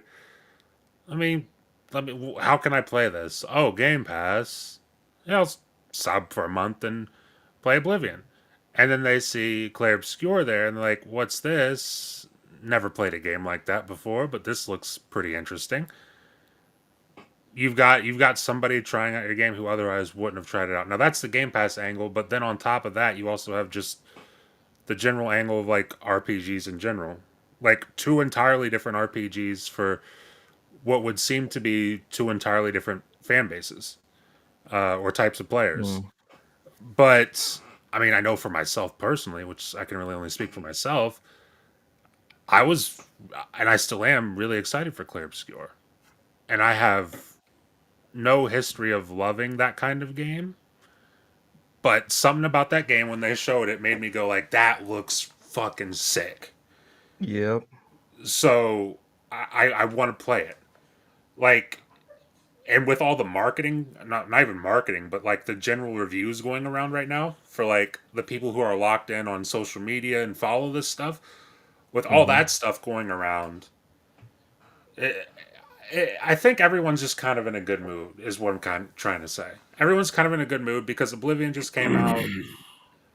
Everyone's a little bit more receptive to everything because you're in a good mood, and I think more people will probably be more receptive to Clair Obscure just because the vibes are good at the moment. The vibes are good. Interesting. If you're an Interesting angle. RPG fan, it's true. Oh fuck yeah, dude! If you're an RPG fan, this week has been awesome. Ham, do you Look, think? I'm gonna propose something to you. Okay. What would you do if Konami said, "You know what? We're dropping a new Metal Gear game the same day as Death Stranding, or a week later"? What would you do? I'd buy them both and play them both, I guess. So you solved the problem. Keep Sounds it pretty simple. simple, doesn't it? It does. It really And does. if you happen to have a game, if you happen to have an Xbox, guess what? You don't even have to buy it twice. You just subscribe and play it. If you wanted to buy it, then I don't know why we're talking about this. You know what I'm saying? Like Yeah. the whole idea of a game getting screwed by another game is more of a personal problem than it is the business's problem. Here's a little pushback, Ham. No, hold on a second. All right. That's like saying, man, McDonald's dropped 2 new sandwiches today. Motherfucker, you don't have to only buy one. No one told you that you have to only get one sandwich. If you can't afford both of them, pick. It is what it is. Like okay, look, let me hear your pushback because I'm kind of curious. Grand Theft Auto. Everyone is moving out the way for Grand Theft Auto. So, although, right, for me, it's an easy thing to be like, yeah, if that scenario that you brought up were to happen, I just buy Death Stranding and the Metal Gear game. A lot of people can't actually do that. So, that's why a lot of these companies have made the decision, right? Actively talking about it and openly talking about the fact that yeah, we're not sure when we're going to release because we're trying to avoid GTA. Does that not negate our point of view that that's how it works? No, I can totally understand that, but that's also a brand new game. That's not 20 years old being remastered. Yes, I'm glad you said that. Ah, It's like the people who are dying to play Oblivion are playing that, like, now that it's out, they're playing Oblivion. And like, of those people who are playing Oblivion, some of them were excited for Clair Obscur. They're either going to drop Oblivion, come back to it later and play Clair Obscur, or play Oblivion and pick up Clair Obscur at a later date. Either way, they're those people who are interested are going to be playing Clair Obscur It's like at some point. Christmas for some people. Yeah, like if you can make it happen and buy Clair Obscur and Oblivion in the same week, you're in heaven. You're literally in heaven. Like, you got nothing to complain about. It's all you can really do now. All you really have to do now is just decide which one you want to play first. I tell you what, if you can't afford both, then I'm sorry, you got the wrong platform. okay. On that note, Am I wrong? my God, No, tell me, am I wrong? I mean, Game Pass. I'm sorry, if I can't afford Ruth Chris, why am I making a reservation? that's messy. I like, I mean, hey, if you like that, but if you like that, that's fine. But you have to understand that, hey, I have a limit, and you can't be mad at another company for that. That's a messy line of No, look, arguing, bro. You tell me what's wrong with that line of thinking, though. Tell me what's wrong with it, because I don't understand it. I don't understand. There's access, but if you choose to not heed that access, whose fault is it? So you're saying everyone should just buy an Xbox? I'm saying go where the games are. And if your budget is a certain way, then you need to prepare yourself to live that way. I'm not going to be mad. No, seriously. This is a weird thing that happens within the gaming community where they get mad that a game ain't running 4K 60 on their $500 console. They get mad about that. But when somebody tells them, hey, this is what you need if you want 4K 60, no questions asked, and they're like, no, I don't want to pay that. No, it's not fair. No. And it's like, well, then you can't have it. Tough To me, tits. to me, it's that simple.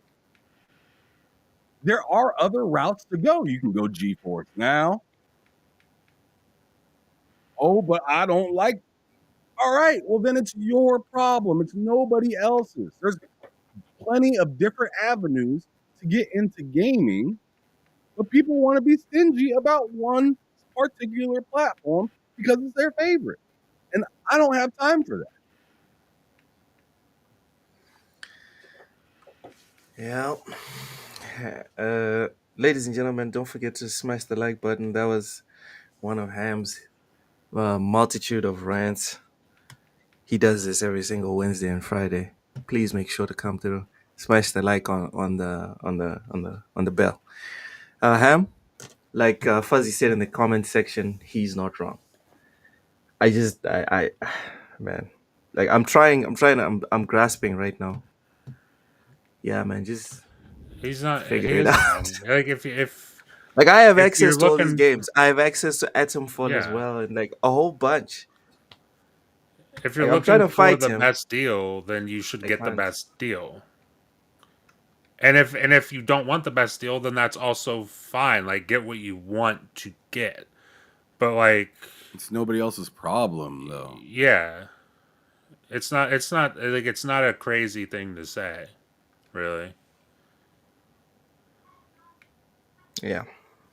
Um. Wow. That was something.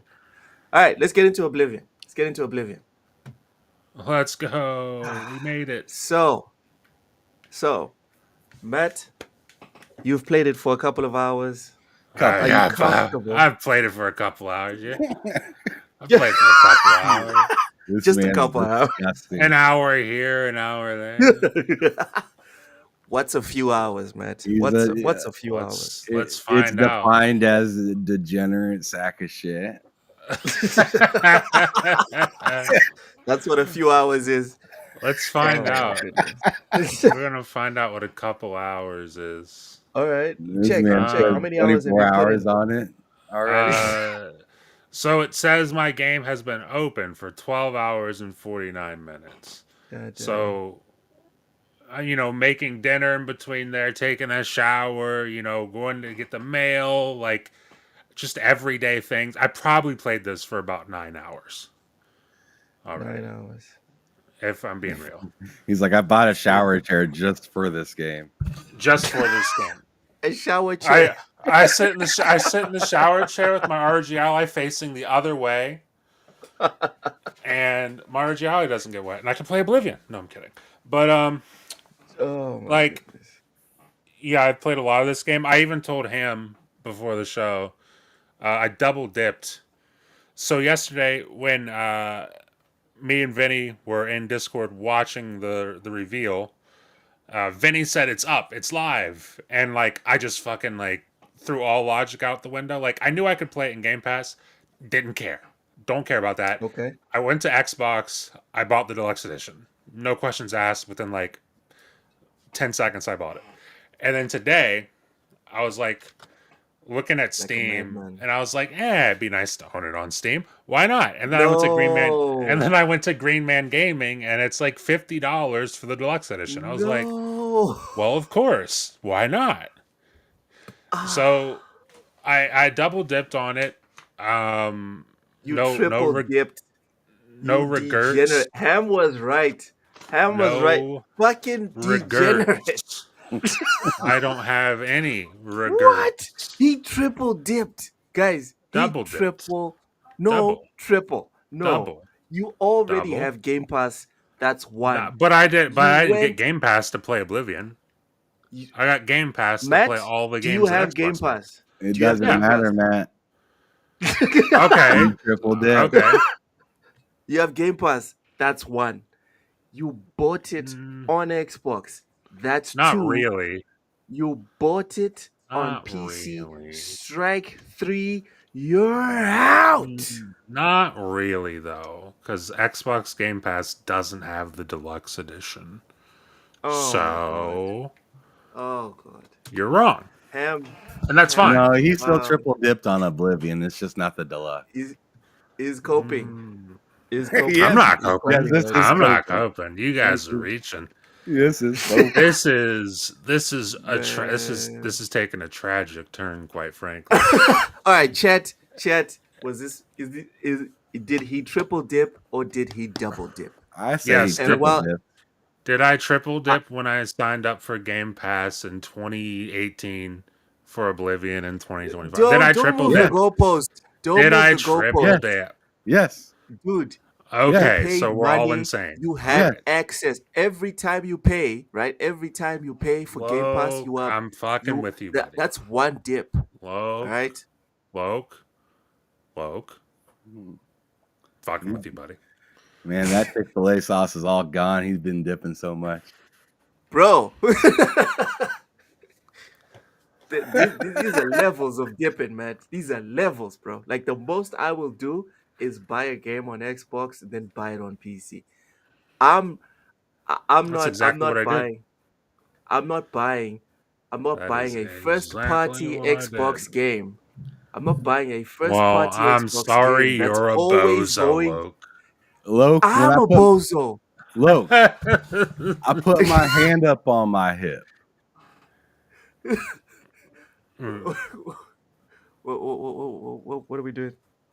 I put my hand up on your hip. When I dip, you dip, we dip. What? I never heard that Surprised one. Luke didn't get I've that. never heard that one. You never heard that? bro? Oh man. I have never heard that. It's Dude, a freak again, I'm not nasty American, song. That's guys. old school as hell. I'm not American. That's- Obviously, I've that never was heard big all in the Americans. Texas. No, you're Texan. Fuzzy It's like a says, new let world." he let he who has never triple dipped cast the first stone. You know what? That's some bullshit, Fuzzy. Because every gamer with their salt has triple dipped for something. Like I've triple dipped for like Metal Gear. I've triple dipped for Mass Effect. That's not fair. That's not I've fair. lost the number of times that I've dipped for Arc. I've lost count. Bro, I've what is the 5 called? I've PlayStation. Quintuple dipped. I've like quintuple dipped for Skyrim at this point. I've Yeah. like, I mean, Mass Effect, Titanfall too. Yeah. There's just games. Screw you, Matt. I have Screw no you for. issue. You What's know that? what? I'm gonna take everyone behind the curtain, ladies and gentlemen. What's that? Titanfall was $5 a couple of Yeah. weeks ago. Matt, Matt, like, I don't want to get it. No, I don't want to play a great game. No, I can't do that. no. All right, it was on my wish list. Sounds just I like said- Rogue. It was on my fuck off, man. It was on my wish list. I was like, I'm going to get it eventually when I'm gonna play it again. when And it's Matt's like, when it's "Get it lower now." priced. Matt's like, get it now when it's $5. I was like, dude, Yes. he's like, get it now. Dude, get it now. And he didn't just say it in the chat, ladies and gentlemen, like post pod. No, Matt starts shitting, right? On Discord, on Twitter, like everywhere he could get a hold of me. Matt's like, did you get Titanfall yet? Did you get Titanfall yet? So, Matt, screw you for that. right? Did you get I also Titanfall? triple dipped. Of course, Nah, dip, you dude. I dip, you dip. screenshotted the damn thing. You would stop asking me if I got Titanfall. Well then, who was right? Who was right? Was it me? I think I was right.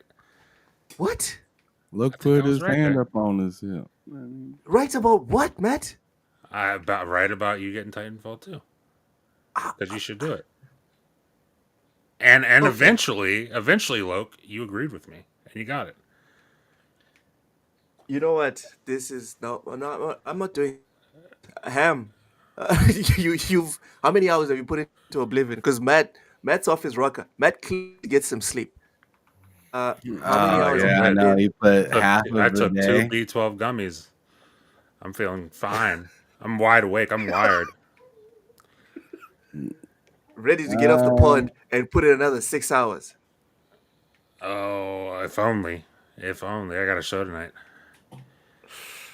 Ham, all go right, ahead. I'm checking my time for Oblivion right now. I don't know. Oh my god. This is Okay. okay. It says I have 10 hours and 40 minutes. Oh my! Let's Another go. degenerate. Let's Another go. degenerate, ladies and gentlemen. I didn't play it. I We just turned it do. on and walked away. Sure. Yeah, I'm sure if I go to It your was profile right now, ectoplasm. I'm Who's sure if the I go spooky to your ghost? It was just a spooky to ghost. your It wasn't account, me. there's no achievements there, right, Ham? There's no No achievements if achievements. I go to your account right now. None. I haven't Uh made huh. a single achievement this month. Uh huh. You Sure. know what? You Sure. want to hear the truth though, Loke? Uh huh. I think I deserve at least that. So You I don't. have for this month. Keep in mind, I was not achievement hunting at all this month. Mm-hmm. Nor I have an achievement humped. I have an achievement. Humped. Huh? We are I have an humping achievements achievement. now. Yeah, I guess so. I Someone have an clip that. achievement Someone clip that, hunted. please. I have an achievement hunted since back when, like I met you. Like remember, like back then, me and you Yeah, used we to used go to back and compete. forth. Yeah, We yeah, used yeah, to compete on that shit. yeah, on achievement score. But I haven't even tried at all this for this month, and I have 2960 for this month. I have almost 3,000 gamer score just this month, and I wasn't even achievement hunting. Pretty tough. This is my gamer score this month. I think I have about 1,000 this month because I beat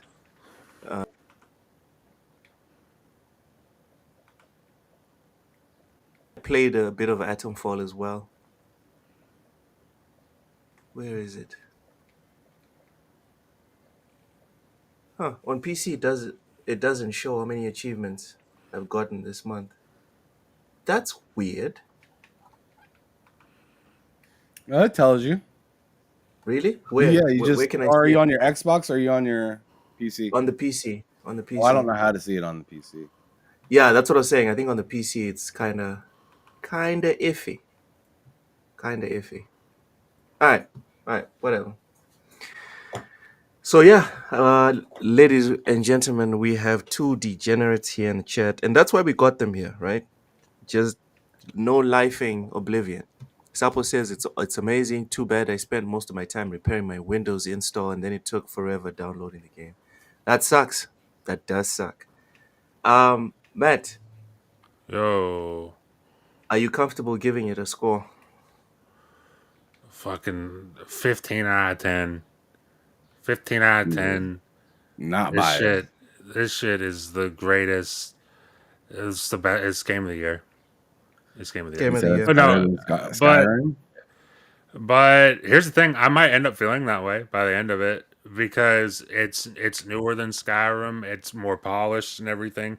It's basically everything I loved about Skyrim. Just a giant open world where I can do whatever I want, and if I want to do the story, then I can do the story. If I want to do side stuff, I do side stuff. If I want to say screw all of that and do some other random shit, just focus on alchemy or whatever, I can do that.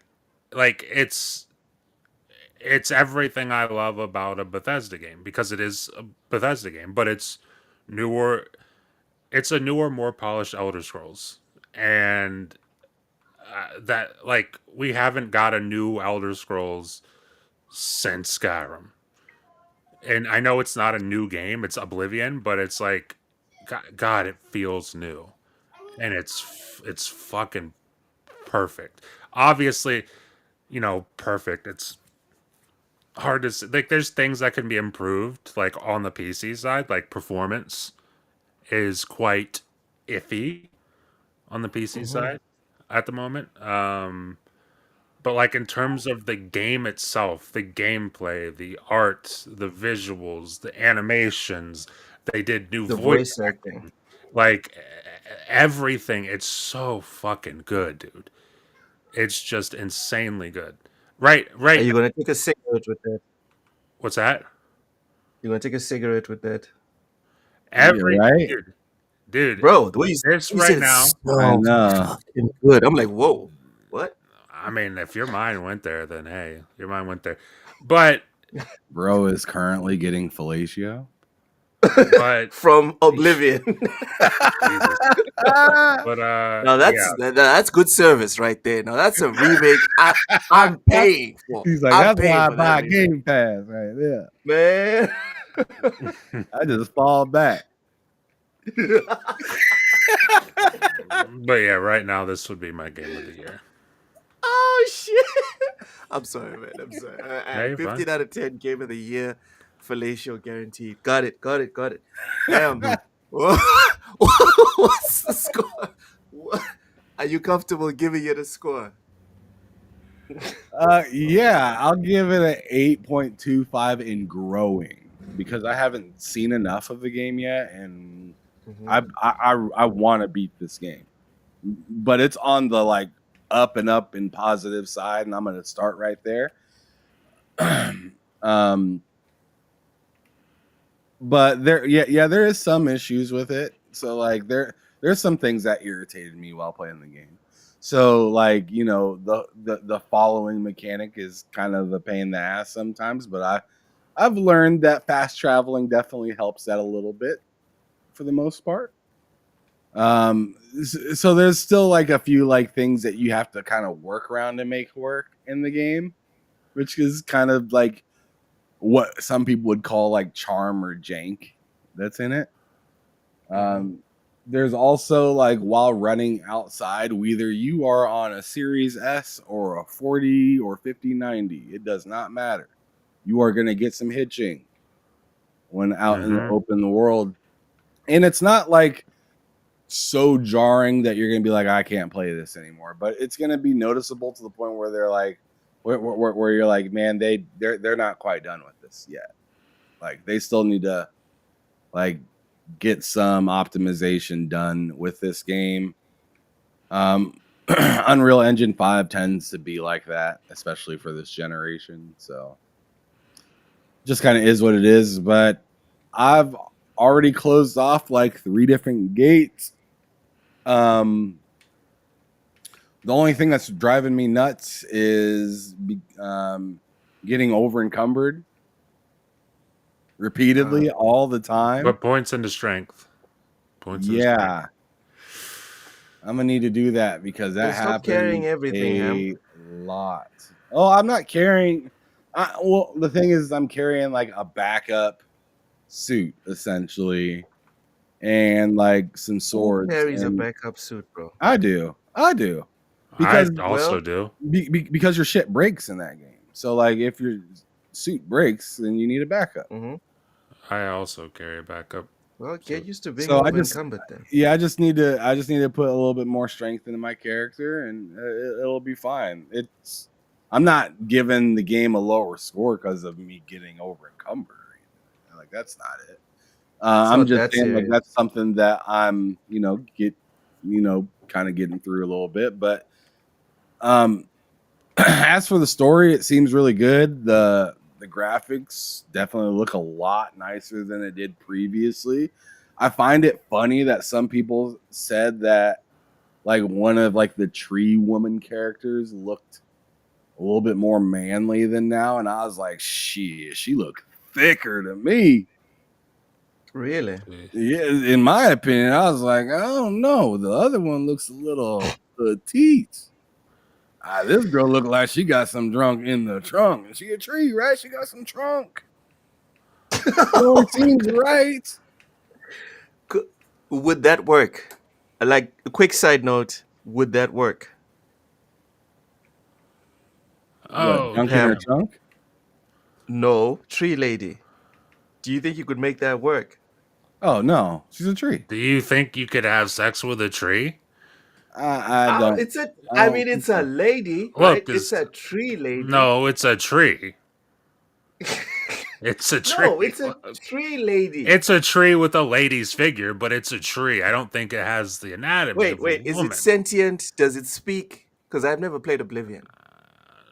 Do Spriggans speak? I think yeah. And Looks like does the thighs wobble? I'm just saying, man. I'm just saying. I don't know. Ron Look, I Slasher think says okay. tree woman wood. tree Fuzzy woman- also says wood as well. Listen. You Well, know there you what? go. There's your answer. I think Ham and Matt, I think y'all are the deviants here. Y'all are the ones who are not okay. You're in the talking head. about I'm having thinking- sex with a tree. Look, True. No, I didn't I'm say not that. into splinters, so I'm not mastering splinters, so I'm good. Listen, y'all. Tree lady. It's not a tree. It's a Spriggan, right? Look's trying Sapo to says get some someone will trussy. figure it out, and yes, Spriggans speak. I'm just saying, even Spriggans deserve some love. That's all I'm I saying. think you should give it to him, Luke. I think you should be the one to start screwing trees. I think you should do it. Yes, Ron Slasher, wood on wood action. I'm just There you saying. go. See, Sapo says, I hug them though. They seem to like it. Guys, I don't have I'm not anything good weird. to say about this. I'm ready to move on. Let's I'm go. not Because I'm going weird. to say something that's not good. So we need to get out of here. Reezy says, how much wood could a woodchuck chuck wood? I don't know, bro. I don't know. All right, here's some fun news about How much wood would a woodchuck cuck if a woodchuck could cuck wood? Would a woodcock chuck? If a woodcock could watch you. No, never mind. Yeah. Never mind. Anyway, Bethesda has gifted the Elder Scrolls IV Oblivion remastered keys to the entire Skyblivion modding team. Deserved. That's It's based. a beautiful, beautiful story. No, that's deserved because it wasn't that long ago that they thought their shit was getting erased. Yep. Yeah. That is one of the most based things you could possibly do as Bethesda in that situation. Cause like I'm sure, I mean to Ham's point, I'm sure that even up to Monday night, up to Tuesday morning, they were probably still kind of in fear of whether or not this would be the end of their mod. And it turns out that that's not the case. And in fact, Bethesda wants you to have a free copy of the official remaster. That's the coolest possible outcome. They're essentially saying mod again. Yeah. Here you go. If you want to mod this as well, like go ahead. Like Mod the better version. Make it even better. that's just really cool. Honestly, I'm happy for the team that they got that attention from Bethesda. I got a bit emotional actually when I read this story. And it kind of hit me. Like, I'm not a big Elder Scrolls guy, but it kind of hit me like, this is probably why. You know? This is why people till today are freaking out about New Vegas. They're still freaking out about Fallout 2. They're still freaking out about Skyrim because it's more than a video game. This feels like Bethesda games are more than just video games. When something like this can happen, it's a beautiful thing, man. It's the type of stuff to give you hope for the human race and even for the gaming industry. Like, you know what? Not every AAA company is made of blood-sucking leeches that are just trying to figure out how to monetize the fuck out of everyone. Yeah. This type of stuff to make me think, you know what? I should probably just go buy this thing. Even though I have it on Game Pass, I should probably go buy this thing. Green Because Man these are the Gaming if types you of buy it. these are the type of people and teams and philosophies that we want to support. These are the people we want to make rich because they didn't have to do this. They didn't have to do this, and they did it anyway. It's beautiful. It It's is. I fucking agree. beautiful. I Yeah, totally agree. I'm not even a big Bethesda guy, but fuck, man, they got me in the feels with this one. The As they official, should, man. I mean, how many different? I mean, I'm not even going to say industries, just companies, just within gaming, praise the people that are changing their game. Mm-hmm. You know what I'm saying? Like, they had the fear of being like erased, right? But there are people that did GTA the same way, and they did get yeah, erased. They did get yeah, erased. They got wiped off the map. So when you see somebody that was in fear of something actually get the opposite, like instead of getting shot, you get a hug. yeah, Yeah, you know, I mean, yeah, that's a good feeling kind of moment, and Bethesda's pretty good at that, and they got purchased by somebody that loves doing that kind of stuff too, that being Microsoft, right? Microsoft's the yeah. king of, oh, we have you dead to rights. Here's a hug. They've Yeah. done that multiple times. People are wondering why didn't they just do that to Sony? 30 years ago, people were like, why didn't they do that to Apple? They're the company that does that. So I'm not too surprised, but like at the same time, it's just frustrating because you know that they are the rare ones, right? And that's not going to get normalized based off of this. That's what sucks about thinking about it. Well, I was thinking, and obviously this is me reaching way, way, way too far in the future. But I feel like stuff like this and like Game Pass and whatever, I think it will move the needle slowly. But to what? And like, okay, let's look at the price increases, for example. Um, the thing that Xbox should do, which they probably will do, right, is increase their games to $80 a pop, like they did with the $70. But if they could do the opposite and be like, you know what, we're either keeping the games at 70, or like if you buy the game on Steam or PlayStation or anywhere else that's not Xbox, it's 80, but if you buy it on Xbox, it's 70 or 60.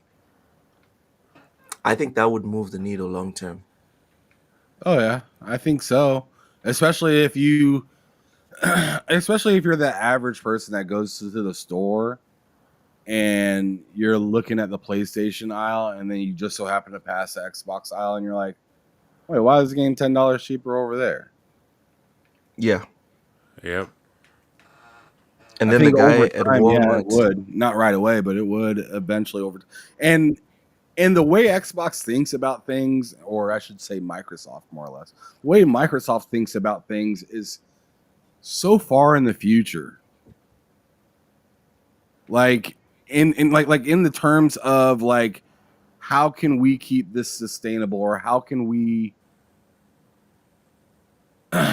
kind of maintain being the better deal until that other option is kind of gone. I feel like they're pretty good at doing that. They haven't been the best at doing it with gaming so far, but they've done it with many services over their tenure. Many services. Yeah.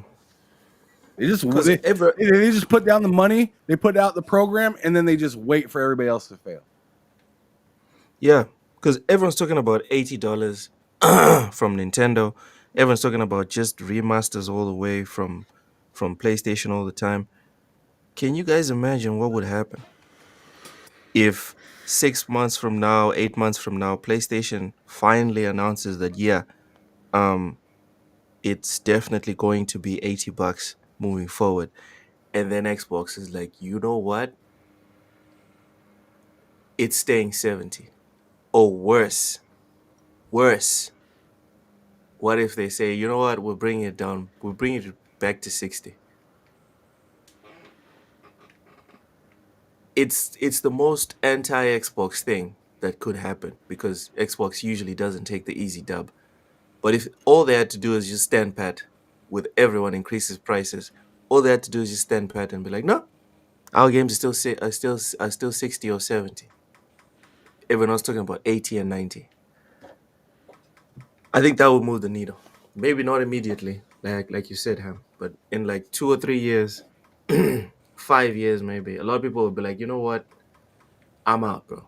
Because during these 2 or 3 years, these 5 years, people are being forced to pay $80, $90, $100 if GTA sets the new standard to 100. And then they keep looking to the side. I've said this in the past before. It has to be at the beginning of a generation, or else no one will notice. No one will notice what? Big changes like that, while other people are making drastic changes to do something backwards, like $60, maybe $70, for people to actually see it and understand it. I feel like it'd have to be something at the beginning of the generation. So they drop a new console. Oh, this is the price of our games. Oh, yeah. Yeah, you're right. There'll definitely be more casual eyeballs watching when the next Xbox is announced, and they're like, yeah, our games, $50. What? People will be like, word? Word? Yeah, but they probably won't do it. They probably won't do it. We're just waiting on GTA. The most probable thing is it's the most boring thing, but it's the most probable thing. GTA is going to say $100. Xbox and PlayStation will now start charging $100 for their base games, and then we're gonna get our final, we're gonna finally get our reset in AAA. Because, in my opinion, once games start costing $100, that's it. We're cooked. The ticking time bomb will start. But yeah, there's that. Next, interesting little tidbit. The Elder Scrolls IV Oblivion Remastered is once again offering paid horse armor DLC. Matt, how do you feel about this?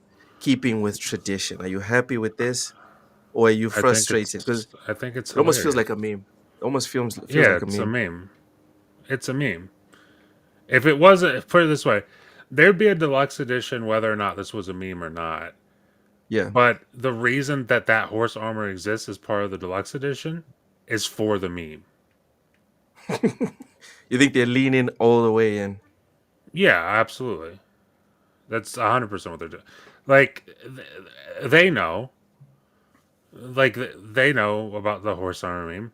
It is a running joke, and it has been for the last 20 years.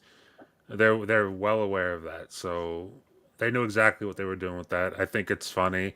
Like, if you're gonna make a deluxe edition, an extra $10, you get a bunch of extra, cosmetics and stuff, and all that fun stuff if you care about that. But like, throw in horse armor. It's just a funny meme for the fans. I got it, so is what it is. Ham, what are your thoughts on this keeping with tradition from Bethesda? Well, looks like I'm doing a midnight stream of Expedition 33. It comes out tonight. Does it? Oh, thank God. I can make my video tonight then. I don't have to wait till 1 p.m. before I go to work tomorrow. I'm sorry, what was the question? I was looking that up because I was like, man, I want to stream this game. And, I mean, it's incredible that the game was made by 30 people, dude. It's fucking nuts. 30 people have people locked up this much, and and people are bothering to ask, did Xbox mess this up for Clay Obscure? Like, shut the fuck up. Get the fuck out of here. What was the question though, bro? The Elder Scrolls IV Oblivion Remastered is once again offering paid horse armor DLC. Yeah, Matt bought it. What are your thoughts on this? Matt thinks it's a funny meme. It is. What else could it's it like be? A callback. I mean, the whole game, the whole game is nostalgia. So why not bring out the one thing that made it like synonymous for like paid like paid content back in the day? Like, it was one of the biggest things. This was like the thing that kicked off microtransactions in games, was horse armor in Oblivion. There you go. So why wouldn't they do it again, knowing that people not only are going to laugh at it, but they're going to probably want it because it's going to probably come with something better than it came with before. Yep. You know what I mean? The golden. And I thought it was hilarious because Matt bought it, and then like we're playing last night, and I was like, "Oh man, I just got an armored horse," and Matt's like, "Oh crap, I forgot." So that armor is not even the armor. I know it's not even the armor. I know that's not. I found that out. Armor, but I thought that was funny that like you bought that, seeing that it was looked at as like a waste of money, and then you didn't even think about it after like putting at least like 6 hours of the game. You didn't even think about it. Yep. It's funny how they have it set up in the game to actually access your deluxe edition content. It's like you have to go out of your way to ask people talk to people and like select rumors, and then they'll give you rumors and stuff that'll lead you to quests, and there's 2 specific quests you need that once you beat those quests you'll get both armor sets and then your horse armor. So not only do you have to pay for it, you got to work for it. You got to work for it still. You still got. I mean, I kind of like that, to be honest, because that kind of adds a little bit more content. Reminds you of Elden Ring. A little bit, yeah, right? Like where, I mean, you have to beat the game to get Night Rain. You have to beat the game to get Night Rain. Yeah. I feel like Elden Ring's a little bit more treacherous, though. Because no, I'm talking about like the spirit of the thing, right? Where you have to you paid for something, but you don't automatically get access to it. You still need to do something in game to get it. You know? Right. Yeah. It's easier than that. Yeah. The theory is the same, right? Yeah. But I think I'd be a little bit more comfortable doing the Oblivion quest than trying to get my DLC out of Elden Ring, even though I already beat that guy. I beat him a long time ago. I remember when I was like, yo, Loke, I'm going to check out and see if I beat that thing. And I already beat it. And since I had the game downloaded already, me and Matt went through a couple bosses. And then we were like, we should do this on PC, and then never. Yeah. That PC has a mod to where you can play together the whole time. Yeah, seamless co-op. Yeah, seamless co-op instead of just co-oping for the whole game. Yeah, buddy. Hey, look, if you ever want to do that, I'd be down, but you'd have to help me get leveled up. Oh, no problem. I'll download Elden Ring if you're trying to play it. I'll play it with you. Fuck. Maybe with you I can finally get the final 4 or 5 achievements. Jeez. I'm stressed. Just thinking about it, I'm stressed now. Probably not Now with I'm the stressed. mod. Yeah, probably not with the I mod. don't think you'd be getting achievements with that mod. Fuck. All right. Yeah, But that's it's I true. think it'll still be fun. I think it'll still be fun, Ham. Yeah, sure. I forget that achievements shut off when you Yeah. use mods on games for the most part, unless you It, find a achievement, a mod that allows achievements to come back on, which is nuts. But they have those for some games. I'm thinking there's a caveat to that, Ham. I'm thinking there's a hefty price to pay. Like it probably has to do like kernel install level For type what? stuff. For those types of mods.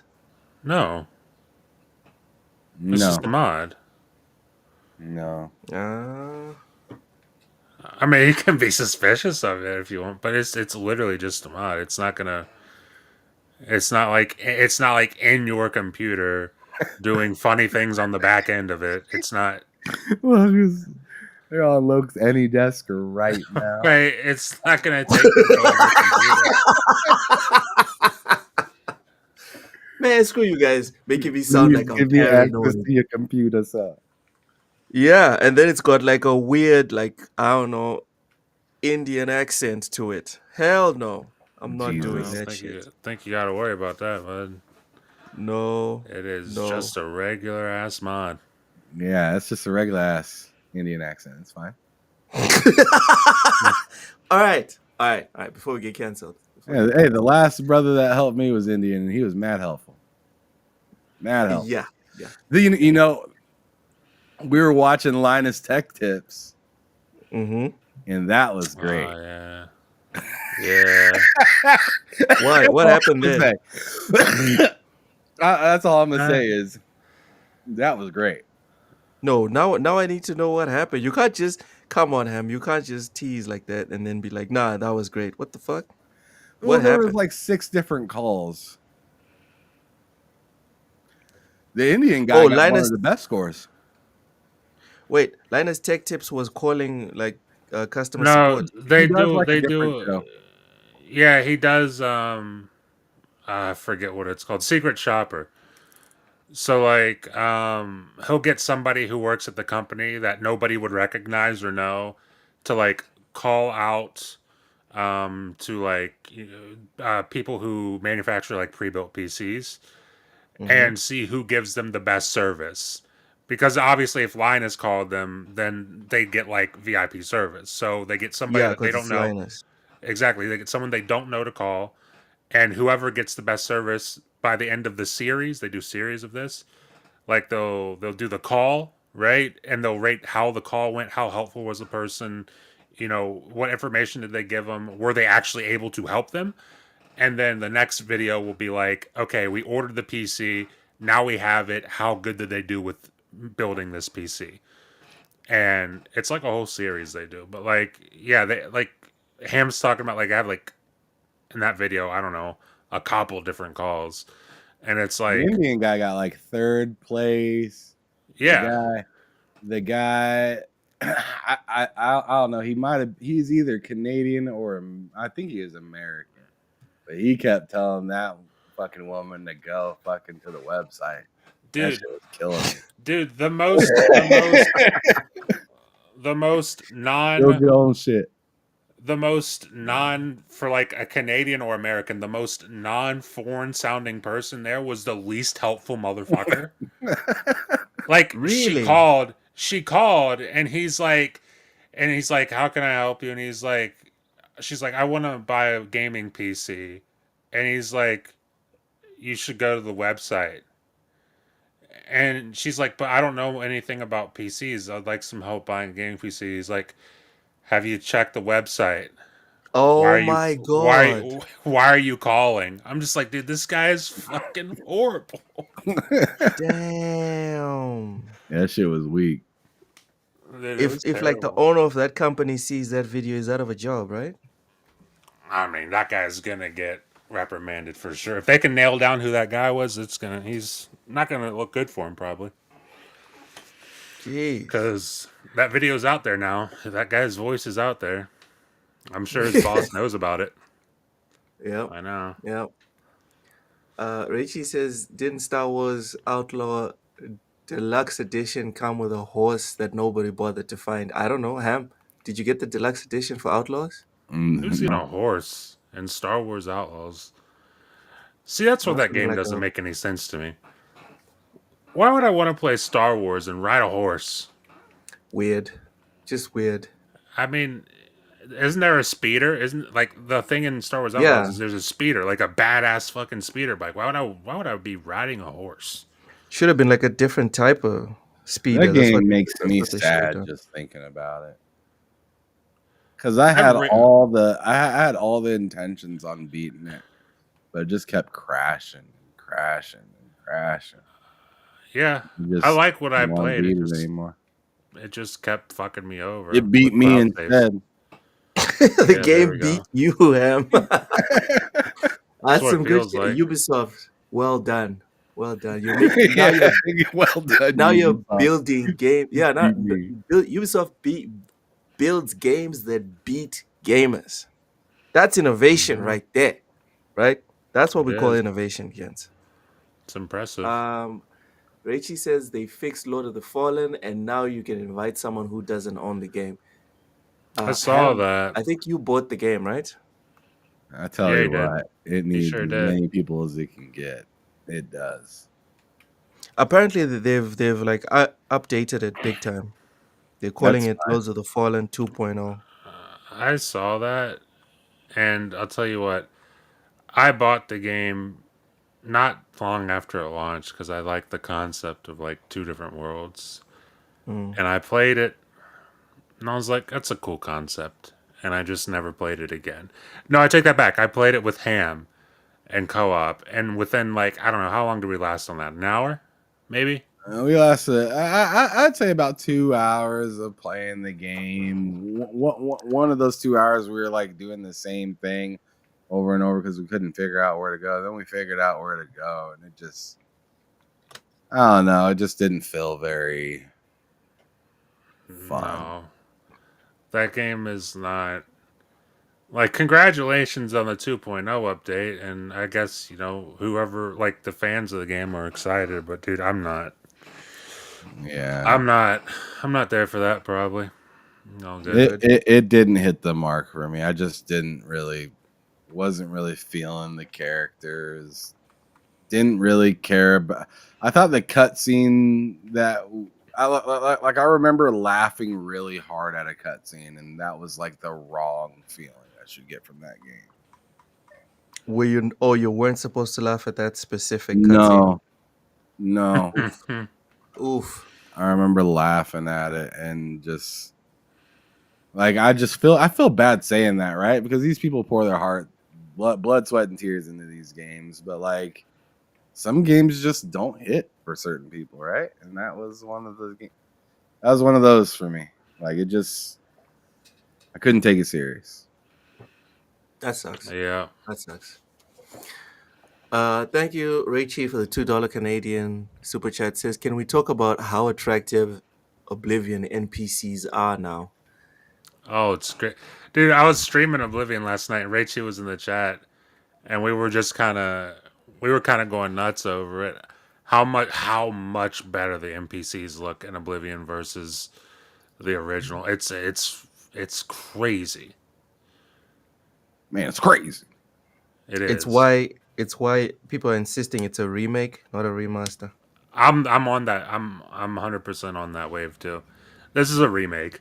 Like it's cool if they want to call it a remaster, and you know, hey, by all means, call it a remaster. Charge your $50. Like, dude, I look at He said it like it was the wrong price. well, here's the thing. Here's the thing. It should be more. I think it's the right price, but here's the thing. I'm thinking of Demon Souls on PlayStation 5. I bought that game. I mean, I bought it entirely out of hype for having a PS5, and everyone was like, "Oh, the game looks so good," and I was like, I bought a PS5. I'll get Demon Souls." And from what I understand, I didn't play the original. I've seen video of the original, but I've never played it. It plays very much the same. but it just looks a lot better. And they called it the Demon Souls remake. With Oblivion, it plays better. The combat's revamped, animations are revamped. The visuals obviously are just not even in the same like league. It's like it for all intents and purposes, it is a remake. Like I get they called it a remaster, but it's definitely a remake. All right. All right. Ham, what do you think about the attractiveness or the attraction level of the characters in Oblivion? Ham, I think you muted yourself. Thinks they're pretty hot. He told me. Now He his said, I think mic, they're very hot. Hello? mic, yeah, your mic, yeah, we can hear you. Can you hear me? All right, great. Yeah. No, my mic actually went out like while Matt was talking. Oh, okay. But anyways, I'm sorry, what was the question? Raichi says, can we talk about how attractive Oblivion NPCs are now? They look better. I mean, I didn't play the first game, so I don't really know a whole lot about how a lot of them were supposed to look. But I think it looks Bad. good. The camera needs to learn how to focus. I feel like we need to optimize a little bit better in some of those areas. Sometimes the camera doesn't quite focus right and it looks all weird. But for the most part, it looks really nice, and I think it looks charming how they kind of kept the old style of where it zooms in on people's face. Because sometimes it cracks me up the way it'll zoom in on somebody, or they'll be in the middle of doing something. Or I've seen one video on Twitter of somebody that like attacked somebody, and the guy got on his horse. And the horse walked up to him, and the guy was talking, but all you could see was the horse's fucking face and nostrils, like dead in your face. And I was like, that is funny. And random shit like that can happen in that game because everybody kind of has a task that they're kind of doing. So if you walk into them at like a time when they're changing task or doing something weird, like getting on a horse or something, it'll give you sometimes a really fucked up view, and it looks hilarious. As it should. It says here that Claire Obscure Expedition 33 will be available to me in 9 hours. Yeah, that's midnight here. Yeah, that's midnight in your time. America. I just don't understand it. They should make it midnight worldwide. In Texas. So, oh god, you know what? I'm not even no. Yeah, you're only an hour behind us. Rachie, Behind me. you're thirsty, man. Sure, man. It's not 2,300 hours my time right now. I don't know why you're talking like you're in the military, Loke. You're right in the middle of Texas, bud. Out of here with that 2,300. Oh, 2,300. Don't do that. Don't do that. Let's not what the pretend. specs for Expedition 33 are. Do you guys know? I can find out if it's up on Steam. You should find out and put that on the screen. I'm kind of interested in it. All right, 1 minute. Actually, you know what? Quick. No, Matt can put it up on the screen. Quick side note. Xbox needs to figure out a way to put stuff like that on their app on PC. I think it's on here, but they do, but it's not easy to find, and I don't like that. They do, but it's also not always like the way with Steam. It's always there, but with Xbox, it's like sometimes it's there, sometimes it's not. Usually, it's there like a week or two after launch. Whereas Steam, it's like I'm looking at it right now. In fact, here, like Ham said, let me bring this up. And Loke, you can share it on your screen however you like to share it. on my screen. Screenshot. Well, or you Wait, know I how thought- you add stuff to the scene? You can add There it you to go. the scene. Yeah, Took a screenshot of it. It's right. It's right Matt's there. already doing it. Go ahead, Matt. Wait, what? I don't Oh, think you want understand. me to I'll put do it up Don't on the worry about thingy? it. I'll do it. All right. Don't worry about it. All right. I thought Matt was going to put it up on the thing. Well, he put it We up had on, to- but we have to share it onto the actual screen. We have to share it. All right. Yeah, I got it though. Don't worry about it. Gotcha. So, what are the specs, Matt? Because I can't see it. Let me see. Okay. Minimum specs. Core i7 8700K, Ryzen 5 1600X, super easy CPU wise. Recommended specs for the CPU is i7 12700K, Ryzen 7 5800X. That is a pretty big difference between the minimum and recommended. So that's going to be interesting to see how that plays out. Let's see. Graphics is GTX 1060. This is minimum. 6 gigabyte or an RX 5600 XT 6 gigabyte. Intel Arc A380. My God, I've never seen that recommended anywhere. That's wild. Recommended, it says GeForce RTX 3060 Ti 8 gigabyte or an RX 6800 XT 16 gigabyte. That's strange. 55 gigabytes. That is available. strange. That's a big difference in VRAM and everything. It's a big difference in performance and VRAM. I don't know what that's about. Yeah, 55 gigabytes of available space. It's not a very big game by today's standards. An SSD required. So You think there it you might go. be due to ray tracing being a lot easier on NVIDIA cards? Could be, but then again, also with ray tracing, like the 3060 Ti is not doing ray tracing with 8 gigabytes unless you're playing at like 1080p, and even then, ray tracing at 1080p nowadays is still taxing. Like it probably wants more than 8 gigabytes. I'm wondering if it has to do more with just DLSS versus FSR. That's fair. I'm not entirely sure, but it doesn't look too crazy. And it also says additional notes. Like I said, SSD required. Minimum specs allow for 1080p 30 FPS low settings gameplay. Recommended specs allow for 1080p 60 FPS high settings gameplay. So that's the difference between the two. So, is it well optimized or not? From I from can't what tell you you can until tell? we play it. Yeah, nobody can tell you. Going to play it on PC.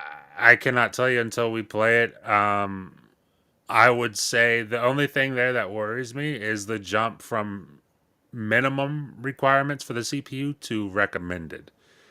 That's like a couple of generations worth of a jump. So That's a I don't good know. thing though, minimum wise. Yeah, minimum wise. Like it could just be that it scales really well. It could be just that scales really well. I know Loke doesn't like the game, but like Veilguard requirements were all over the place, but like it scaled really well from low end hardware. Like you could play that on a Steam Deck just fine, all the way to high end hardware. It scaled really That's a well. big plus. It's a big So- plus. We'll see if that's what it ends up being. I wonder if it says, okay, Steam Deck compatibility is unsupported. So maybe that'll change when it launches. I don't know, but right now it says it's unsupported. Something to keep in mind if you planned on playing this on Steam Deck, anybody. All right. There we have it. All right. Well, those are the specs. Make sure It's to go 50% through them. downloaded for me right now. Nice. I'm actually downloading the update. Yeah, it asked me for an update just now.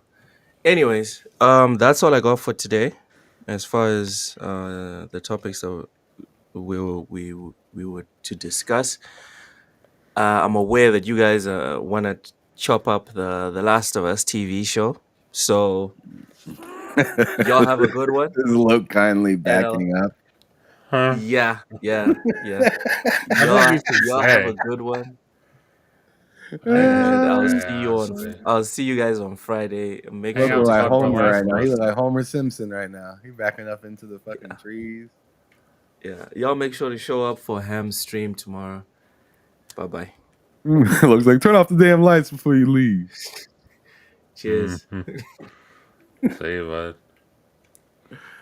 All right, so yeah, let's get to it. So I almost completely forgot about that until Loke mentioned that, which I most definitely appreciate it.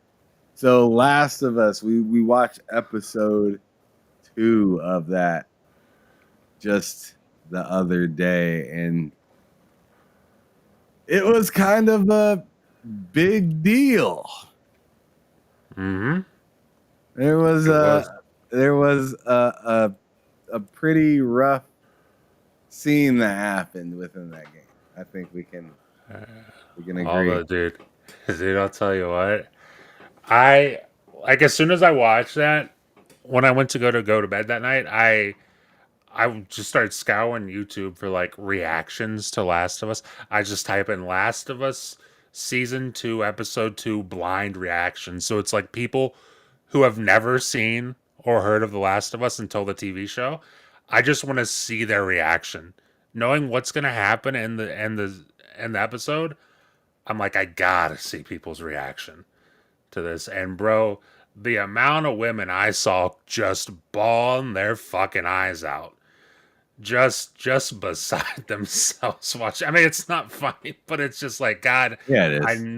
I knew that was gonna happen, and it's just like, dude, even like some of the dudes watching it were just like beside themselves watching that shit, and I'm like, yeah, I remember that feeling.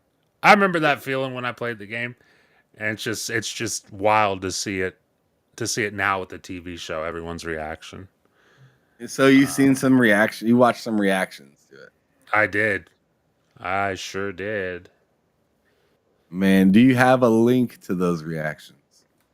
Oh my god. Oh, okay. So hold on. I'm gonna see if I Take can your find one. time I'm gonna and see if I can share it find on one. the screen if you can. Specifically, up. one that I watched. Last of Us. But while you're doing that, I'll talk about my thoughts on it. So yeah, in this most recent episode, your most beloved character, or most people's most beloved character, got taken down. He's out Down for the count. and it was a brutal way for him to go. But I personally thought it was kind of tame.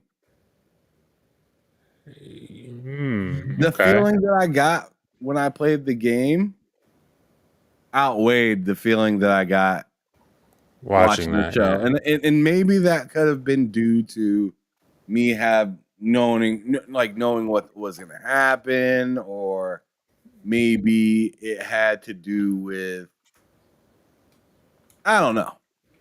I just felt like Abby in the game was more sinister than Abby in the show. Because I felt like Abby in the show was just kind of like, she was really sad while doing it. And she was sad and kind of angry, or pretty angry, right?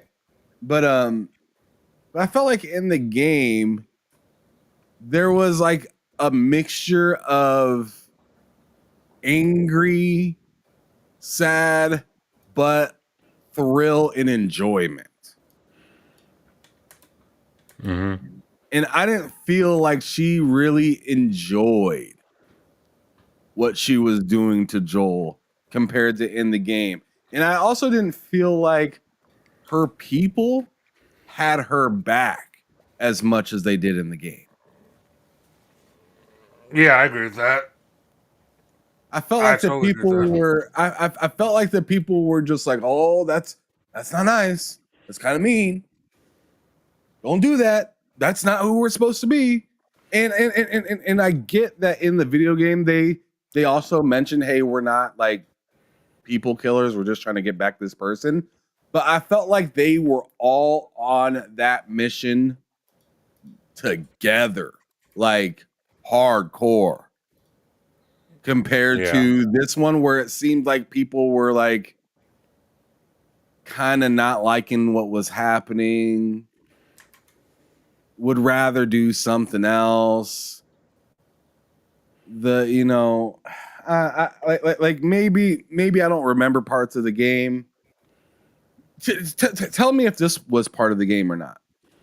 Yeah. And spoiler for anybody that didn't watch it, I'm sorry. But like, did that dude, and I'll try to spoil it as least as I possibly can. But did that dude ever ask in the game or say in the game, my plan is to, say fuck this? I'm not sure if that exactly was said.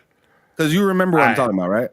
Yeah, I know what you're talking about. I just don't know if that's what was said in the game. I remember that guy not really being there for it. Like that specific guy not really being there for it. Like he was there because he like gave a shit about Abby, but like he didn't really want to hunt down and murder this dude. But I don't think he ever said my plan is to talk her out of it. Right. I'm gonna share this, and like if you want to, I'll just play a little clip of it because I don't want to just take this this woman's video, but like I have it right on where it's about to happen, and just this poor girl just breaks down. Like, all right, just one moment. I think I'm adding the right one. Nope, that's the wrong one. I put you up there on accident, I think.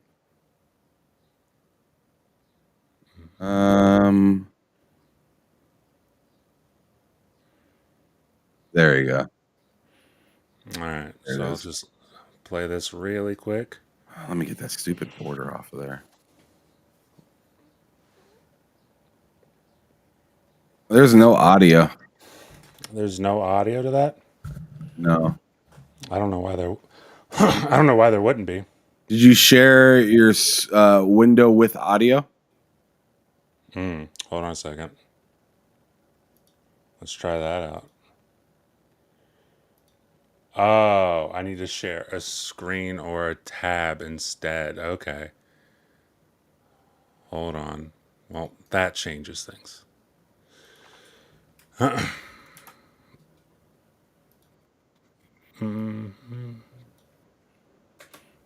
Okay. There you go. All right, perfect. Go ahead. I saved your life. What life?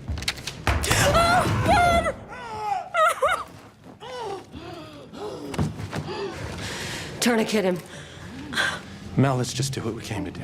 I watched a lot of that the first night this came out.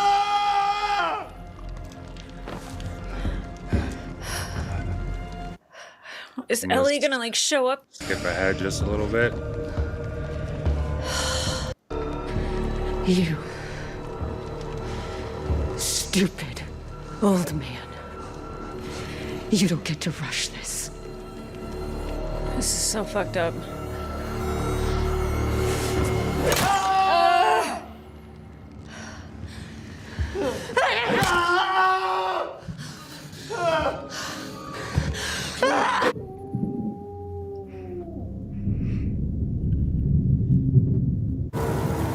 But yeah, watched a lot of that over the last couple of days.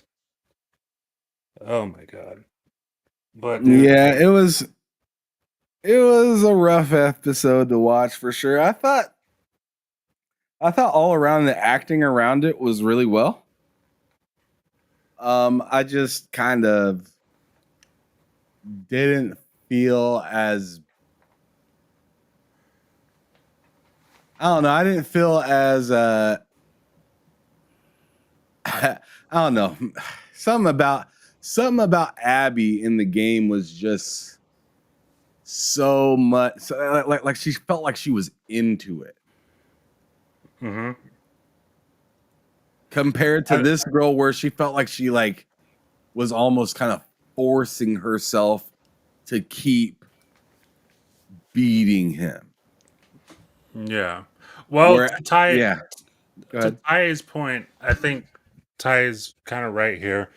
He says they're trying to humanize the characters more to make you care about them more. Everyone hated Abby and her crew after what they did to Joel by making them seem okay. Yeah, by making them seem remorseful, it makes people not hate Abby and her crew. I think there's merit to that because I agree. There is some merit to that. Because like in the game, here's the thing. In the game when I played it, like once Joel was dead, I fucking hated Abby. I could not fucking eventually ended up loving Abby, but at that moment I fucking hated her. I could not stand her. She's like one of the worst fucking characters in gaming history to me at that moment. And watching the show, like they did a good job making it like they did a good job adding context to it. Because like in the game, you know that Joel killed her dad. Like that's a known thing. But like to make it so much more obvious and to really hammer that point home in the show, I feel like it was done as a buffer to especially in live action, to make you not hate that character. Because here's the thing, remember how when the game came out and that happened, Laura Bailey, who did Abby, was getting death threats like about her family because of what she did in the game. The voice of the character that she portrayed in the game. So like I think this was kind of their way to get ahead of it. Like they don't want this I'm sorry, but that is absolute cinema to me. I'm sorry that happened, right? Like obviously that's fucking dumb. People death threatening a fake character. Yeah. Because they voiced over, like none of that adds up, right? That's stupid. But like to get under to get under people's skin that deep is like the epitome of acting. Yes. I agree with that, but also I just think to a certain point they did the episode the way they did it so that this like I still think Abby in the episode did a great job. I still like the performance. Like I still really like the performance. I just think they did it in such a way to get ahead of it so that this I don't know how old that chick is who's acting. She doesn't look like maybe in her early 20s, maybe she is the oldest. She doesn't look that old. So like I'm wondering if they did that in such a way to like make it so hey, this fucking young adult isn't being fucking harassed online with death threats because of what they did to a character. I think they were trying to get ahead of it because they didn't get ahead of it with the game, unfortunately. But yeah, I mean, I thought she did a good job. I thought everyone in that episode did a good job. Ellie fucking killed it. Ellie fucking crushed in that episode. To the point where I don't know if you noticed, but whenever Joel was about to die and Ellie was on the floor, like you could hear Bella Ramsey, like her own accent starting to kind of come through because she was just fucking crying so hysterically. So I thought they did a really good job with it. I thought the actors did a good job, but I don't like anything that you just said. Or what Ty said either. Okay. Trying to appease the people that can't think for themselves, to me is silly. Trying to appease a bunch of people that can't help themselves from being idiots online. Okay. I think that's completely ass backwards of what you should be doing when you're trying to make a story. But Especially I don't. a story based on a story that was already written. Like, I mean, just the thought of, man, let me put a pillow down before you decide to jump off the couch head first. Maybe Well, you should just not jump off the couch head first. I agree with that, but also I don't think it's appeasing people. I think it's literally just trying to protect that actor or actress, I should say. I don't think it's. I don't think they're doing it for like, we don't want these people to be upset. We don't want these people to be sad or whatever. Because like, whether that was their intention or not, it didn't work because people like are in fucking shambles about the thing. But like, it's just I think it's their way of like, how can we do this in such a way that this actress doesn't have to go through what the voice actress had to go through, especially now that there's a face to the actress. Because the voice actress, I mean, unless you know who the voice actress is for real, you don't know the face. But you know that woman's face. She can't change her face. So like I think it was just kind of a measure of just protecting her more than it was like giving a fuck about how someone feels. I mean, to me, that goes hand in hand. Okay. I mean, I'm definitely not calling for people to death threat or anything like that. But what I am calling for is for the material to look and feel the same, so it makes sense. Just for the fact that I don't know. I just think that if it's supposed to portray this feeling, which I felt the exact same way that you felt about Abby after, playing the game, like, dude, fuck her. And then you had to play as her and you're like, this feels disgusting. Mm-hmm. Right? And then it was, and then as you play as her and you figure out her story and whatnot, then you start to sympathize then. And then you almost make a decision at the end or feel maybe like I did, where it's like neither one of these idiots got anything that they wanted out of this whole ordeal. So, yeah. So like, I don't know. I feel like over portraying somebody as being innocent too early in something like this is a little detrimental to the story, or could possibly be. I mean, obviously, I don't know for sure because there's still a lot of story to play out, and it sounds like they're making this like a 2-season ordeal instead of a single. But yeah, I don't like the idea of, let's make sure that this is a little bit more palatable just because other people can't control themselves. Maybe you should do a better job at protecting your actors and stuff like this. It's just like when whatchamacallit came out when Assassin's Creed came out with their game, they said, yo, all hands on deck. We wish a motherfucker would try to insult somebody on the team. They said, yo, bet. Y'all want to be assholes? Do it. See what happens. I mean, that's what that's the way I mean, obviously I don't run a multi-million-dollar or billion-dollar company at all whatsoever, but like that's just the way that I'm kind of thinking about this. Is like, I want to stay as close to the IP as possible in the field, because to me that part of the game, some people really liked it, other people didn't. But I felt like that was like so good. That was done so well. And the TV show did a good job, but they didn't do that. They didn't do that. They didn't do what they did in the game. in that episode. They did a good job. The whole team. I thought Bella Ramsey nailed it. I didn't have any discrepancy on her part at all. Joel, I thought Joel did phenomenal. Abby is the one where Abby and her crew.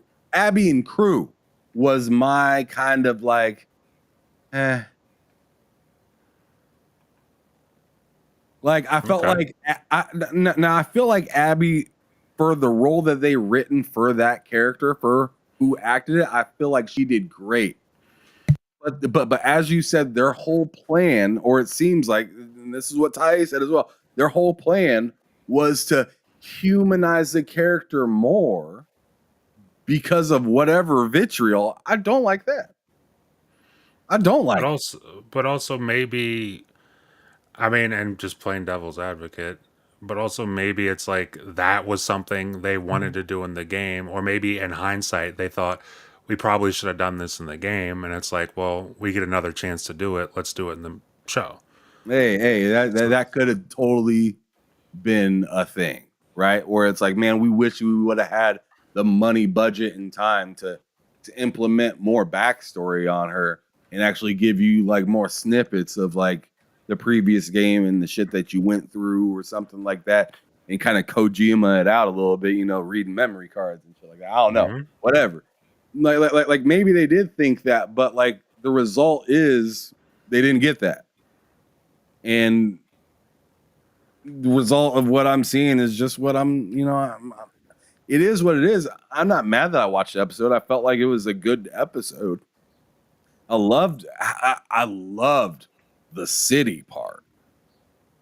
The city part where, they dropped the barrels down and, flame throwing and like the action. I was just like, thank God, like Last of Us, let's go. Like compared to last season, this is a 180 in action. And I gotta give that like a standing round of applause. But just only the part where it was Abby, Joel, and crew. It just felt like the ambiance, the whole feeling of the moment. It felt different than it did. Like last time with Joel, when you got caught up with Abby, it felt like a dungeon trap. Like, like how it feels when you're playing a game and you walk into a door and the door shuts behind you. You just hear the gate drop down. And you're just like, oh, fuck. That's how it felt with Joel when I played the game. But in the show, it was just kind of like they shut the door and it was almost like there was just so many people that were unprepared for the moment compared to the game, where they felt like it seemed like they were ready. Yeah. They pounced on the game compared to the show, where it just felt like everybody was everywhere and nobody knew what to do.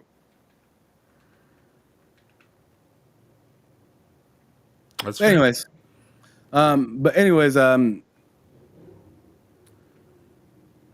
Any other thoughts on the show? Because like I said, I brought up the city part as well.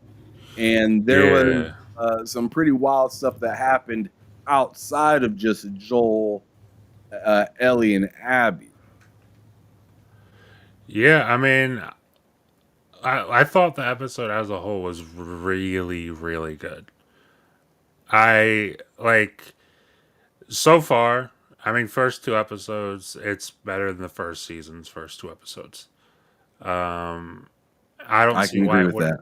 I don't see why it wouldn't continue on that trend. Especially given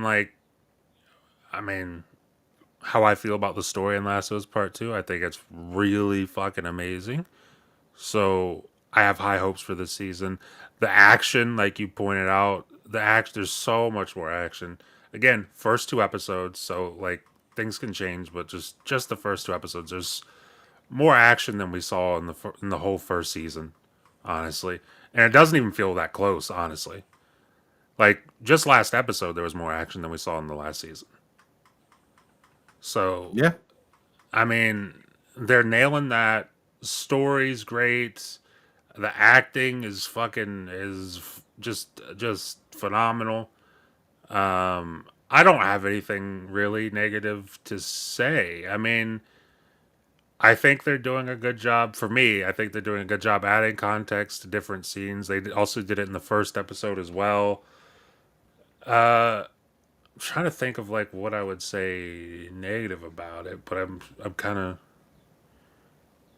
kind of struggling with it. I think right now they're crushing it.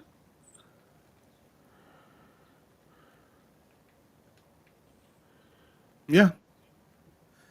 Yeah, well, I mean, that's really all I got. I just wanted to talk a little bit about this latest episode and shoot the shit for a little bit. I mean, it was a pretty serious episode, and I'm kind of interested in what's going to happen because, you know, they're all heading back into town. But I'm wondering. I'm wondering because the next episode's a really big episode for Ellie. Mm-hmm. The next episode is really big to see how she gets that character ready for her, you know, call to action. Yeah. Because essentially now, you know, Abby's satisfied. Mm-hmm. And Ellie's the one that has to not only drop the news to the town, but she also has to then, you know, go against a lot of other people's probably ideas of what's next that they should do about it, right? Because they made a staunch point to let you know that Ellie is a rebel this season. Like she's very selfish. Mm-hmm. And that, I mean, that is Last of Us Part 2, right? Yes. Yeah, I mean that is like that's kind of like the message for the entire show, right? I mean, if you look at Joel in the first season or the first game, it's his selfish. And then, you know, you look in the you know, part 2 or season 2 and 3, it's, you know, Abby being selfish and then Ellie being selfish. You know, it's just people being selfish. Yeah. Should just be called selfish. That's a theme for the part 2.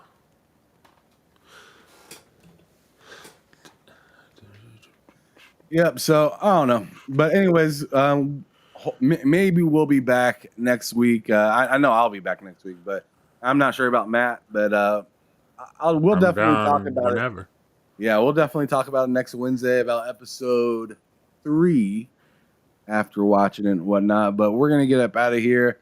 Probably go relax, get dinner ready, and probably play some Oblivion. And I don't know if Matt has too much different of a plan, but that's mine. I'm already on top of it. There it is. So y'all have a wonderful rest of the night. Thanks everybody for joining. Make sure you guys hit that like button if you haven't already. Hit subscribe if you are new to watching the show. We appreciate everybody that's shown up between here and Twitter. So, or I should say YouTube and Twitter. So y'all have a wonderful rest of the night. It's your boy Ham Solo signing out for TSWS Gaming, letting you know to keep it gaming, keep it moving. Peace. See ya.